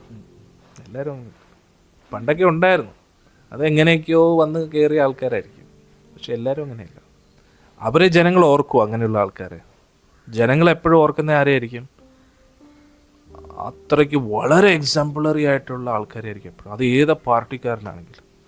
ആണോ അല്ലേ? ഇപ്പോൾ നമ്മൾ ഓരോ പാർട്ടിയും ആലോചിക്കുമ്പോഴും ആ പാർട്ടിയുടെ ഒരു വ്യക്തിയെ നമ്മുടെ മനസ്സിൽ ഇങ്ങനെ പതിഞ്ഞു വരും അല്ലേ. അവരാണ് ആ പാർട്ടിയുടെ മുഖച്ഛായ. അതാണ് നമ്മൾ മനസ്സിലാക്കുന്നത്. ഇപ്പോൾ ചില സമയങ്ങളിൽ നമുക്ക് വളരെ എക്സാമ്പിളറി ആയിട്ടുള്ള ലീഡർമാരെ കാണാൻ പറ്റും. അത് പല പാർട്ടിയിൽ, ഇപ്പോൾ BJP-യിലാണെങ്കിൽ നരേന്ദ്രമോദി ഉണ്ട്, ഇനി അല്ല കോൺഗ്രസ്സിലാണെങ്കിൽ ഇന്ദിരാഗാന്ധിനെ പോലെയുള്ള വളരെ ഉത്തമമായിട്ടുള്ള ലീഡേഴ്സ് ഉണ്ടായിരുന്നു. അപ്പോൾ ഇതുപോലത്തെ ലീഡേഴ്സിനൊക്കെ മിക്ക ആൾക്കാരും വെടിവെച്ച് കൊല്ലുന്നതായിട്ട് നമ്മൾ കണ്ടിട്ടുണ്ട്, അസാസിനേഷൻ ചെയ്യാനായിട്ട്. അല്ല, അത് രാഷ്ട്രീയം അങ്ങനെയാണ് മോനെ. രാഷ്ട്രീയത്തിൽ ഇപ്പോൾ ഞാൻ തന്നെ പറഞ്ഞില്ല, എന്നെ ആരെങ്കിലും വെടിവെച്ചു കൊല്ലും. കാരണം നമ്മൾ ഒരു വിഭാഗത്തെ സന്തോഷിപ്പിക്കാൻ മറ്റൊരു വിഭാഗം വിഷമിക്കും. അത് തീർച്ചയായിട്ടും ഉണ്ടാവും. അതിൽ വലിയ അത്ഭുതമില്ല. അപ്പോൾ അതിനനുസരിച്ച് നമ്മൾ കുറച്ച് മുൻകരുതലുകൾ എടുക്കണം. സത്യത്തിൽ ഉറച്ചു നിൽക്കുകയും ചെയ്യണം. ഒരു വിഭാഗത്തെ വിഷമിപ്പിക്കാനും പാടില്ല. ഇനി ഏതെങ്കിലും ഒരു വിഭാഗത്തിന് വിഷമം ഉണ്ടായിക്കഴിഞ്ഞാൽ അതിനെ കറക്റ്റ് ചെയ്യാനും കൂടെ ശ്രമിക്കണം. ഗാന്ധിജി പോലും വെടിവെച്ചു തോന്നില്ലേ. സംഭവം മരണം എന്തായാലും ഉറപ്പല്ലേ. വേറെ പിന്നെ ഒരു സംശയം കൂടി ഉണ്ടായിരുന്നേ. ഇപ്പം നമ്മുടെ സ്വാതന്ത്ര്യ സമരത്തിൻ്റെ ആ സമയത്തൊക്കെ 2 തരം സിദ്ധാന്തം ഉണ്ടായിരുന്നു. ഇപ്പോൾ മഹാത്മാഗാന്ധിയുടെ അഹിംസാ സിദ്ധാന്തം, അതല്ലാണ്ട് തന്നെ സുഭാഷ് ചന്ദ്രബോസിൻ്റെ അല്ലെങ്കിൽ ഭഗത് സിംഗിൻ്റെ ഒരു വിപ്ലവത്തിൻ്റെ ഒരു സന്ദേശം. അപ്പോൾ ശരിക്കും അന്നത്തെ കാലത്ത് ഏതായിരിക്കും പ്രാക്ടിക്കൽ? രണ്ടിനും ഇതിൻ്റെതായിട്ടുള്ള ബെനിഫിറ്റ്സ് ഉണ്ട്. ഇപ്പോൾ മഹാത്മാഗാന്ധിയുടെ സിദ്ധാന്തം അനുസരിച്ച് നമ്മൾ നോക്കുകയാണെങ്കിൽ ഇത്രയും വെപ്പൺസ് ഉള്ള അവരോട് നമുക്ക് എങ്ങനെയാണ് ഫൈറ്റ് ചെയ്ത് നിൽക്കാൻ കഴിയും? ടഫാണ്. പക്ഷെ എന്നിട്ടും സുഭാഷ് ചന്ദ്രബോസ് അതിനൊരു എഫേർട്സ് ഇട്ടു. ആ എഫേർട്സിനെ നമ്മൾ ബഹുമാനിക്കണം. എഫേർട്സ് നിസ്സാരമല്ല. പക്ഷെ എത്രയൊക്കെ നമ്മൾ വെപ്പൺസ് യൂസ് ചെയ്താലും ബ്രിട്ടീഷ് എന്ന് പറഞ്ഞാൽ ഒരു വലിയൊരു സാമ്രാജ്യമല്ല അവരുടെ. എല്ലായിടത്തും അവർക്ക് കോൺടാക്ട്സും ഇതൊക്കെ ഉള്ളതാണ്. അപ്പോൾ അത്രയും വലിയൊരു സാമ്രാജ്യത്തെ കീഴടക്കുമെന്ന് പറഞ്ഞു കഴിഞ്ഞാൽ ഇനി അത്രയും സോൾജേഴ്സ് നമ്മുടെ കയ്യിലില്ല. ഇതെല്ലാം ആൾ സംഘടിപ്പിച്ചു. മനസ്സിലാവുന്നുണ്ടോ? അപ്പോൾ ഉദാഹരണത്തിന് നമ്മുടെ ശില പ്രഭുപാദ്ജി, അടിയൻ്റെ ഗുരുവിൻ്റെ ഗുരു, അദ്ദേഹം ആദ്യം കോളേജിൽ പഠിക്കുന്ന സമയത്ത് അദ്ദേഹം ആദ്യം ഗാന്ധിയൻ ഫോളോവറും ആയിരുന്നു. പക്ഷേ അദ്ദേഹത്തിന് സുഭാഷ് ചന്ദ്രബോസിനെ ഇഷ്ടമായിരുന്നു. മനസ്സിലാവുന്നുണ്ടോ? പക്ഷേ ഇതിൽ രണ്ടിലും അധികം ഇൻവോൾവ് ആവത്തില്ലായിരുന്നു. അപ്പോൾ അദ്ദേഹത്തിൻ്റെ കൂട്ടുകാരൻ ചോദിച്ചു, നീ 2 പേരിലും ഫോളോ ചെയ്യുന്നുണ്ട്, പക്ഷേ നീ യഥാർത്ഥത്തിൽ ആരെയാണ് ഫോളോ ചെയ്യുന്നത്? അപ്പം പ്രഭുപാദ്ജി പറഞ്ഞു, ഒരു സമയം കിട്ടുന്ന സമയത്ത് ഞാൻ ഈ ലോകത്തിൻ്റെ തന്നെ ഔട്ട്ലുക്ക് മാറ്റുമെന്ന് പറഞ്ഞു. മനസ്സിലാവുന്നുണ്ടോ? അതായത് പറയുക, ഞാൻ പുറമേ ഉള്ള ഭരണം മാത്രമല്ല ആഗ്രഹിക്കുന്നത്, ഞാൻ ആഗ്രഹിക്കുന്ന എന്താണ്? ആൾക്കാരുടെ ചിന്താഗതിയെ മാറ്റുക. മനസ്സിലാവുന്നുണ്ടോ? അപ്പോൾ പുറമേ നമ്മൾ ബ്രിട്ടീഷ് ഭരണത്തിൽ നിന്ന് രക്ഷപ്പെട്ടു എങ്കിലും ഇന്നും നമ്മൾ ബ്രിട്ടീഷുകാരെ പോലെയല്ലേ? വേഷവിധാനം മാറി, കൾച്ചർ മാറി, അല്ലേ? എല്ലാം കൊണ്ട് നമ്മുടെ കൾച്ചർ മാറിയിരിക്കുക. അപ്പോൾ പ്രഭുപാദ്ജി എന്താ ചെയ്തത്? ആ കൾച്ചറിനെ പ്രിസർവ് ചെയ്യാൻ വേണ്ടി പ്രചരണം ചെയ്തു. അപ്പോൾ എല്ലാവർക്കും അവരവരുടേതായിട്ടുള്ള ഒരു ഇമ്പോർട്ടൻസ് ഉണ്ട്. ഒന്നിനെയും നമുക്ക് തഴയാൻ കഴിയില്ല. ഇനി ഭഗത് സിംഗിൻ്റെ ആണെങ്കിലും ആൾ പൊതുവെ ഒരു കമ്മ്യൂണിസ്റ്റ് ചിന്താഗതിയുള്ള വ്യക്തിയായിരുന്നു, ഒരു നിരീശ്വരവാദിയായിരുന്നു. പക്ഷെ നിരീശ്വരവാദി എന്നതിൻ്റെ അർത്ഥം ഈശ്വരനെ വിശ്വസിക്കുന്നില്ല എന്നല്ല, അന്ധവിശ്വാസത്തിനെതിരെയായിരുന്നു. മനസ്സിലാവുന്നുണ്ടോ? മിക്ക നിരീശ്വരവാദികൾ നമ്മൾ പറയുന്ന വ്യക്തികളൊന്നും ഈശ്വരനെ അംഗീകരിക്കാത്തവരല്ല. എന്തിനെതിരെ? അവർ അന്ധവിശ്വാസങ്ങൾക്കെതിരെയാണ്. മനസ്സിലാവുന്നുണ്ടോ? അപ്പോൾ ഇപ്പോൾ അന്നൊക്കെ സമൂഹത്തിലൊക്കെ ഒരുപാട് പാവപ്പെട്ട ആൾക്കാർ ഒരുപാട് ദുരിതങ്ങൾ അനുഭവിച്ചിരുന്നു, ഉന്നത കുലത്തിൻ്റെ പേരിലും അതിൻ്റെയൊക്കെ. അതുകൊണ്ട് അവർ അതിനെ എതിർക്കുന്നവരായിരുന്നു. അല്ലാതെ അവർക്ക് വ്യക്തിപരമായിട്ട് കാരണം ഈശ്വരൻ്റെ മക്കളല്ലേ എല്ലാവരും. അപ്പോൾ അദ്ദേഹത്തിൻ്റെ തന്നെ എന്തു പറയുന്ന ഭക്ഷണമൊന്നും ഇല്ലാതെ ഇത്രയും ദിവസമാണ് അദ്ദേഹം ഉപവാസം ഇരുന്നതെന്നറിയാം ഭഗത് സിംഗ്. മനസ്സിലായില്ലേ? അദ്ദേഹത്തിന് വേണമെങ്കിൽ എന്തെങ്കിലും സോറി എന്ന് പറഞ്ഞിട്ടോ കോംപ്രമൈസ് ചെയ്തിട്ടോ അദ്ദേഹത്തിന് അവിടെ നിന്ന് പോകാമായിരുന്നു. പക്ഷേ അദ്ദേഹം പറയുകയാണ്, ഇല്ല, എൻ്റെ ജീവൻ ബലിദാനം നൽകിയിട്ട് എനിക്ക് ഈ ഭാരതത്തിന് ഒരു വലിയൊരു സന്ദേശം കൊടുക്കണമെന്നൊക്കെ. അന്നേരം ആ യങ് ഏജിൽ ആ ഒരു വിപ്ലവ മൈൻഡ് വരുന്നതെന്ന് പറഞ്ഞാൽ അത് നിസ്സാരമല്ല. മനസ്സിലാവുന്നുണ്ടോ? അപ്പോൾ ബ്രിട്ടീഷുകാരുടെ ഒരുപാട് ദ്രോഹങ്ങൾ അവർ ചെയ്തിട്ടുണ്ട്. ബ്രിട്ടീഷുകാർ ദ്രോഹിച്ചതിന് ഒരു കണക്കില്ല. അപ്പോൾ നമുക്ക് ഗാന്ധിയൻ അഹിംസാ സിദ്ധാന്തം കൊണ്ട് മാത്രമാണ് നമുക്ക് സ്വാതന്ത്ര്യം കിട്ടിയെന്ന് പറയാൻ കഴിയില്ല.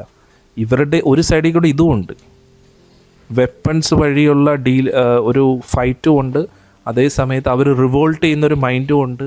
അപ്പോൾ രണ്ടും ഉണ്ട്, രണ്ടിന് രണ്ടിൻ്റേതായിട്ടുള്ള പ്രാധാന്യതയുണ്ട്. മനസ്സിലാവുന്നുണ്ട്? ഇതിൻ്റെ എല്ലാം എല്ലാവരുടെയും ഹാർഡ് വർക്കിൻ്റെ ഒരു ഫൈനൽ റിസൾട്ടാണ് നമ്മുടെ സ്വാതന്ത്ര്യം. ക്ലിയർ? ഇപ്പോൾ നമുക്ക് ആ സ്വാതന്ത്ര്യം കിട്ടിയിട്ട് ഇപ്പോൾ പല ആൾക്കാരും സ്വാതന്ത്ര്യം മിസ്യൂസ് ചെയ്യാനായിട്ട് നമ്മൾ കാണുന്നുണ്ട്. അതെന്തുകൊണ്ട്?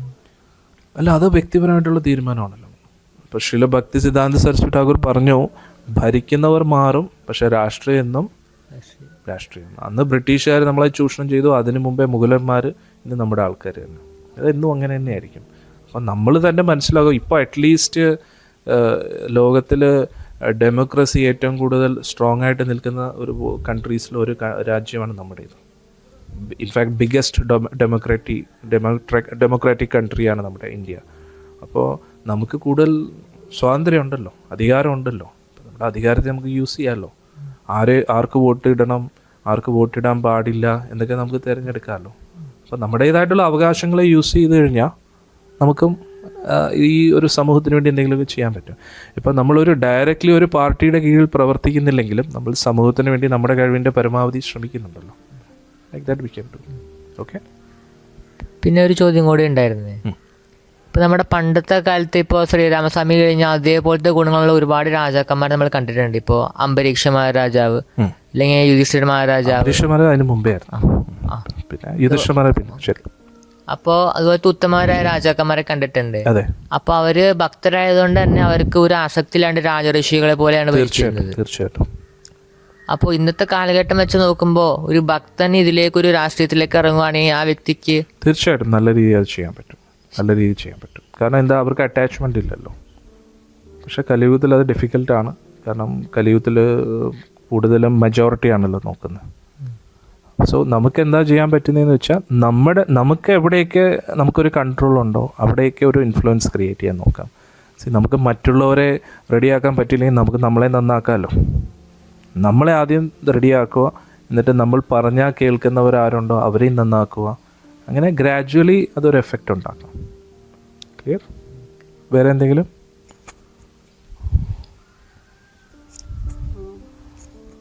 ഇപ്പം സ്വാമിജി പറഞ്ഞു നമുക്ക് പറഞ്ഞ് കേൾക്കുന്നവരുണ്ടെങ്കിൽ അവരെ റെഡി. അപ്പോൾ എന്ത് ബേസിലായിരിക്കും റെഡിയാക്കുന്നത്? ഈ ധാർമ്മികപരമായ തത്വങ്ങൾ പറഞ്ഞ് മനസ്സിലാക്കിയാണോ, അത് പൊളിറ്റിക്സിൽ നിന്ന് ഔട്ട്സൈഡ് പൊളിറ്റിക്സ് അങ്ങനെ നിന്നിട്ടാണോ? പൊളിറ്റിക്സ് ധർമ്മം എല്ലാം ഒന്നാണ്. പൊളിറ്റിക്സ് എന്ന് നമ്മൾ ഉദ്ദേശിക്കുന്നത് പറഞ്ഞു കഴിഞ്ഞാൽ നയതന്ത്രങ്ങൾ. അത് ചില സന്ദർഭങ്ങളിൽ മാത്രമേ ഉള്ളൂ. പക്ഷെ അൾട്ടിമേറ്റ്ലി ധർമ്മം എന്ന് പറഞ്ഞാൽ ഡ്യൂട്ടി ആണല്ലോ.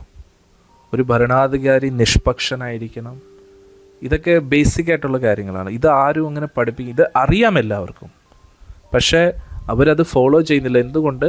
കാരണം അതിൻ്റെ ബെനിഫിറ്റ്സ് എന്താണെന്ന് അവർക്ക് അറിഞ്ഞൂടാ. അവർ വിചാരിക്കുന്നത് എന്താ, ഇത് ഇന്നത്തെ കാലത്തൊക്കെ നടക്കുമോ എന്നൊക്കെ പറഞ്ഞിട്ടാണ് അവർ വിചാരിക്കുന്നത്. പക്ഷേ അടുത്ത ജന്മമുണ്ട്, നമ്മൾ ഭരണം ശരിയല്ലെങ്കിൽ അടുത്ത ജന്മത്തിലും അത് അനുഭവിക്കേണ്ടി വരും, ജീവിതം താൽക്കാലികമാണ്, നമ്മൾ ശരീരമല്ല നമ്മൾ ആത്മാവാണ് എന്നുള്ള ആ ബേസിക് സിദ്ധാന്തങ്ങൾ മനസ്സിലാക്കി കഴിഞ്ഞാൽ അതിനനുസരിച്ച് അവർ ചെയ്യും. അപ്പോൾ അഴിമതി ചെയ്യാൻ തോന്നത്തില്ല, മനസ്സിലായില്ല, തെറ്റുകൾ ചെയ്യത്തില്ല. കാരണം എന്താ, അവർക്ക് തോന്നി ഇത് എൻ്റെ ആസ്വാദനത്തിന് വേണ്ടിയാണെന്നാണോ. പക്ഷെ ഞാൻ ഇതല്ല, ഞാൻ ഈ ശരീരമല്ല, ഞാൻ ആത്മാവാണെന്നുള്ള ഒരു ധാരണ അവർക്ക് കിട്ടിക്കഴിഞ്ഞാൽ ദേ വിൽ ബിക്കം എക്സാംപ്ലറി ലീഡേഴ്സ്. അപ്പോഴേ നല്ലൊരു ഭരണാധികാരി ആവാൻ വേണ്ട മിനിമം ക്വാളിഫിക്കേഷൻസിൽ ഇത് വളരെ ഇമ്പോർട്ടൻ്റ് ആയിട്ടുള്ള ഒരു സ്പിരിച്വൽ നോളജ് വളരെ അത്യാവശ്യമാണ്. കുറച്ചെങ്കിലും ആ സ്പിരിച്വൽ ക്വാളിറ്റി ഇല്ലെങ്കിൽ അവർക്ക് പിന്നെ ഒന്നും ചെയ്യാൻ കഴിയില്ല. അത് മാർട്ടിൻ ലൂഥർ കിങ് കേട്ടിട്ടില്ലേ? ഭയങ്കര പവർഫുൾ ലീഡറാണ് അദ്ദേഹം. ഭയങ്കര ഗാന്ധിയൻ ഫോളോവറുമായിരുന്നു. ഗാന്ധിജി ഭയങ്കര ഇഷ്ടമുള്ള വ്യക്തിയായിരുന്നു. അദ്ദേഹം പറഞ്ഞു, be the change that you want to see in this world. ഈ ലോകത്തിൽ എന്ത് മാറ്റമാണോ ആഗ്രഹിക്കുന്നത് ആ മാറ്റം നിങ്ങളിൽ നിന്ന് തുടങ്ങാനാണ്. അമേസിങ് അല്ലേ? ആളത് ഫോളോ ചെയ്തു. കാരണം അമേരിക്കയിൽ ആ ബ്ലാക്സിനെതിരെ ഇത്രയും ദ്രോഹങ്ങൾ നടക്കുന്ന സമയത്ത് ആൾ ഫൈറ്റ് ചെയ്തില്ലേ അതിനെ, അവരുടെ ഫ്രീഡമിന് വേണ്ടി. അമേസിങ് ആണ്. അദ്ദേഹം പറയുന്ന ചില സിദ്ധാന്തങ്ങൾ വളരെ സ്പെഷ്യലാണ്. ഇപ്പോൾ അദ്ദേഹം പറയുന്നു, നമ്മൾ പക്ഷികളെ പോലെ പറക്കാൻ പഠിച്ചു, മൃഗങ്ങളെ പോലെ ഒരുപാട് നല്ല വേഗത്തിൽ ഓടാൻ പഠിച്ചു, വാഹനങ്ങളൊക്കെ കണ്ടുപിടിച്ചു, അതൊക്കെ. പക്ഷെ മനുഷ്യരായിട്ട് സഹകരിച്ച് ജീവിക്കാൻ നമ്മൾ മറന്നുപോയിരുന്നു. നമ്മൾ മീനെ പോലെ നീന്താനും പഠിച്ചു. നമ്മൾ ടെക്നോളജിക്കലി നമ്മൾ ഒരുപാട് അഡ്വാൻസ്ഡായി, പക്ഷെ മനുഷ്യത്വം മറന്നു പോവുകയാണ്. ഇപ്പോൾ ഏത് പാർട്ടിയാണെങ്കിലും ശരി, ഏത് മതമാണെങ്കിലും ശരി, നമ്മൾ എന്തിനു വേണ്ടിയാണ് അത് ഉണ്ടാക്കിയിരിക്കുന്നത് അത് നമ്മൾ മനസ്സിലാക്കണം, അതിനു വേണ്ടി പ്രവർത്തിക്കണം. ഇപ്പോൾ അതിൻ്റെ മീനിങ്, ഇപ്പം നമ്മളൊരു നല്ല ഒരു ഭരണാധികാരിയെ കാണണം, നല്ലൊരു രാജ്യം കാണണം, നല്ലൊരു തന്ത്രം ഉണ്ടാകണമെങ്കിൽ അവിടെയുള്ള ഓരോ വ്യക്തികളും സ്വയം നന്നാകണം. എന്നിട്ട് നേരത്തെ പറഞ്ഞ പോലെ, മാർട്ടിൻ ലൂഥർ കിങ് പറഞ്ഞ പോലെ, നമ്മൾ സ്വയം നന്നാവുക. അതെ, കാരണം എന്താണെന്നറിയാം, മുൻ യുഗങ്ങളിൽ ഒരു നല്ല പവർഫുൾ ഒരു ക്ഷത്രിയൻ അതിനെ എല്ലാവരെയും അങ്ങനെ ആക്കി മാറ്റുമായിരുന്നു. ഇപ്പോൾ പരീക്ഷിത് മഹാരാജ്, യുധിഷ്ഠിര മഹാരാജ്, അങ്ങനെ ഒരു ഭരണാധികാരി വരുമ്പോൾ, ഇപ്പോൾ നേരത്തെ പറഞ്ഞ അംബരീഷ് മഹാരാജ്, അപ്പോൾ അങ്ങനെയുള്ള ആൾക്കാർ വരുമ്പോൾ എന്ത് പറ്റും, പ്രജകൾ ഓട്ടോമാറ്റിക്കലി ഫോളോ ചെയ്യും. പക്ഷെ ഇന്ന് അങ്ങനെയുള്ള ക്ഷത്രിയർ കുറവാണ്. കുറവല്ല, ഇല്ല. അപ്പം നമുക്ക് എന്ത് ചെയ്യാൻ പറ്റും? നമ്മൾ മാറുക. അപ്പം പണ്ടുള്ള ഭരണാധികാരികൾ പ്രജകളെ മാറ്റുമായിരുന്നു, പക്ഷെ ഇപ്പം പ്രജകൾ സ്വയം മാറേണ്ട ഒരു സാഹചര്യമുണ്ട്. നമ്മൾ സ്വയം ഇൻഡിവിജ്വലി നന്നാവുക. അപ്പോൾ നമ്മുടെ ഇടയിൽ നിന്ന് ആരെങ്കിലും ഒരാൾ സ്ഥാനത്ത് കയറിയിരിക്കും. അതേ ഉള്ളൂ വഴി. പ്രത്യേകിച്ച് ഈ കലിയുഗത്തിൽ അത് മാത്രമേ ഉള്ളൂ. അതേ ഉള്ളൂ വഴി, വേറെ വഴിയൊന്നുമില്ല. അല്ലാതെ നമ്മൾ പുറത്ത് നിന്നിട്ട് നമുക്ക് കുറ്റം പറയാൻ പറ്റും, ഇവർ ശരിയല്ല അവർ ശരിയല്ല എന്ന് പറയാൻ പറ്റും. പക്ഷേ നമ്മൾ ശരിയാവാതെ നമ്മൾ അവിടെ ഇരുന്നാൽ നമ്മൾ ഇതിൽ നിന്ന് ചിലപ്പോൾ മോശമായിട്ടായിരിക്കും ഭരിക്കുന്നത്. അതാണ് പ്രശ്നം. രേഷ്ണ സ്വാമിജി, ഒരു ക്വസ്റ്റ്യനും കൂടി.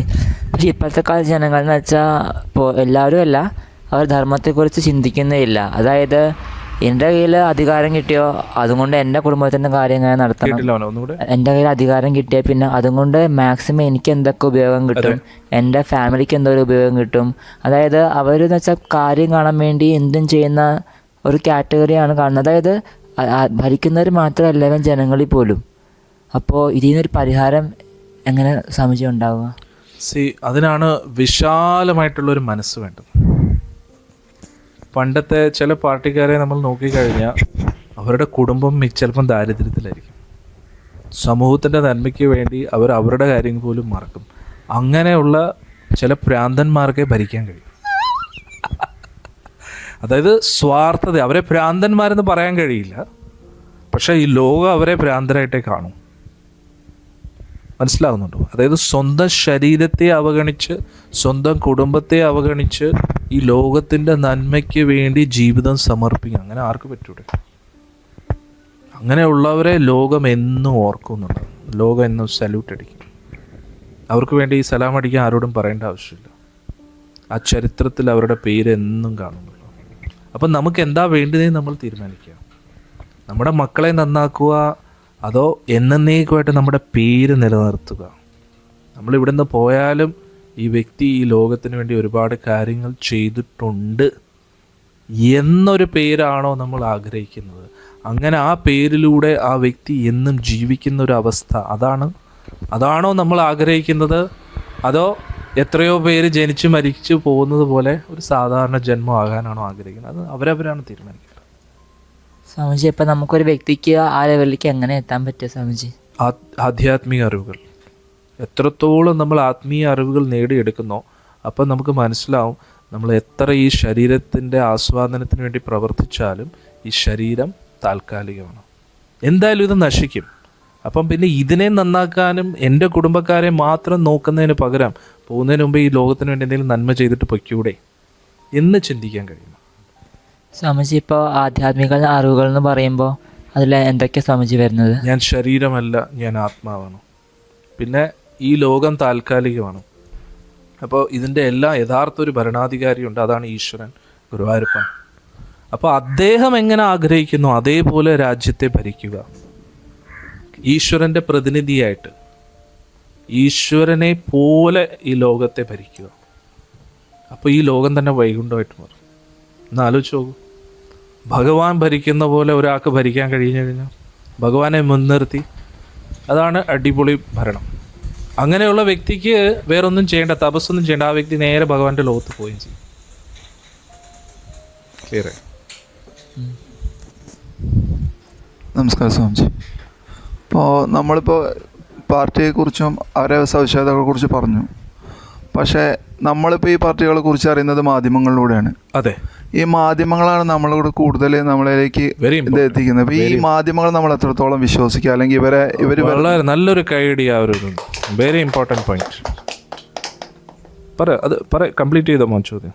അതെ, നമുക്ക് എത്രത്തോളം അവർ വിശ്വസിക്കുക, അല്ലെങ്കിൽ നമ്മളിൽ എത്രത്തോളം അവർ സ്വാധീനിക്കുന്നുണ്ട് എന്നുള്ളൊരു സത്യമാണ് മോൻ പറഞ്ഞത്. കാരണം എല്ലാ മാധ്യമ പ്രവർത്തകരും ഒരു പാർട്ടിയെ ചിലപ്പോൾ അനുകൂലിക്കും, പ്രതികൂലിക്കും. അതൊരു അജണ്ടയായിട്ട് മാറിയിരിക്കുകയാണ്. അപ്പോൾ അതാണ് നമ്മൾ അടുത്തൊരു കാര്യം മനസ്സിലാക്കേണ്ടത്. എല്ലാ മാധ്യമ പ്രവർത്തകർക്കും അവരുടേതായിട്ടുള്ള സിദ്ധാന്തങ്ങളുണ്ട്. യഥാർത്ഥത്തിൽ പത്രം, നമ്മൾ പണ്ട് എന്തുമാത്രം ബഹുമാനിച്ചിരുന്നു ഒരു പത്രത്തെ, അല്ലേ? ഇന്നത് TV ചാനൽസായി, ഇപ്പോൾ അത് യൂട്യൂബ് ചാനൽസായിട്ട് മാറി, അല്ലേ? അപ്പോൾ ഓരോ മീഡിയ എന്ത് പറയുന്നു അതിന് വലിയൊരു അർത്ഥമുണ്ട്. I really appreciate your question. കാരണം എന്താ, ഇന്ന് ഈ വെറും ഒരു മൊബൈലും പിടിച്ചുകൊണ്ട് ആൾക്കാർ ഇറങ്ങുന്നുണ്ട്. എന്ത് വായി തോന്നി എന്തും വിളിച്ച് പറയാൻ, യൂട്യൂബിൻ്റെ വ്യൂസ് കൂട്ടാൻ വേണ്ടി ആൾക്കാരുടെ ഉള്ളിൽ വിഷത്തെ കുത്തിക്കയറ്റുന്നു. നമ്മൾ മനസ്സിലാക്കുക, അതിനെല്ലാം നമ്മൾ മറുപടി പറയേണ്ടി വരും. മനസ്സിലാവുന്നുണ്ടോ? നമ്മൾ സത്യത്തെ വളച്ചൊടിച്ച് നമ്മുടേതായിട്ടുള്ള താൽക്കാലിക ലാഭങ്ങൾക്ക് വേണ്ടി മാത്രം നമ്മൾ വീഡിയോസ് ഉണ്ടാക്കുകയാണെങ്കിൽ എന്ത് പറ്റും? അതിൻ്റേതായിട്ടുള്ള ദുരിതങ്ങൾ നമ്മൾ അനുഭവിക്കേണ്ടി വരും. ഞാൻ പറഞ്ഞില്ലേ, നമ്മൾ എന്ത് കൊടുക്കുന്നോ അത് തന്നെ നമുക്ക് തിരിച്ചു കിട്ടും. നമ്മൾ മറ്റുള്ളവർക്ക് സമാധാനം കൊടുക്കുന്ന സന്ദേശമാണ് കൊടുക്കുന്നതെങ്കിൽ നമുക്ക് സമാധാനം കിട്ടും. നമ്മൾ മറ്റുള്ളവരുടെ ഉള്ളിൽ വിഷം കുത്തിക്കയറ്റാണ് നോക്കുന്നെങ്കിൽ അതിൻ്റെ ദുരിതം അനുഭവിക്കേണ്ടി വരും. അപ്പോൾ ശരിയാ, അവർക്ക് ഉത്തരവാദിത്വമുണ്ട്, പക്ഷെ അവരത് ചിന്തിക്കാറില്ല. അപ്പോൾ ആരാണ് തീരുമാനം എടുക്കേണ്ടത്? ജനങ്ങൾ തീരുമാനം എടുക്കും. ഞാൻ ഏത് ചാനൽ കാണണം, ഏത് ചാനൽ കാണാൻ പാടില്ല. ഇവരെപ്പോഴും ഇതിനെ നമ്മളാരും എന്തുവാ മന്ദബുദ്ധികളൊന്നും അല്ലല്ലോ, പ്രത്യേകിച്ച് മലയാളികൾ.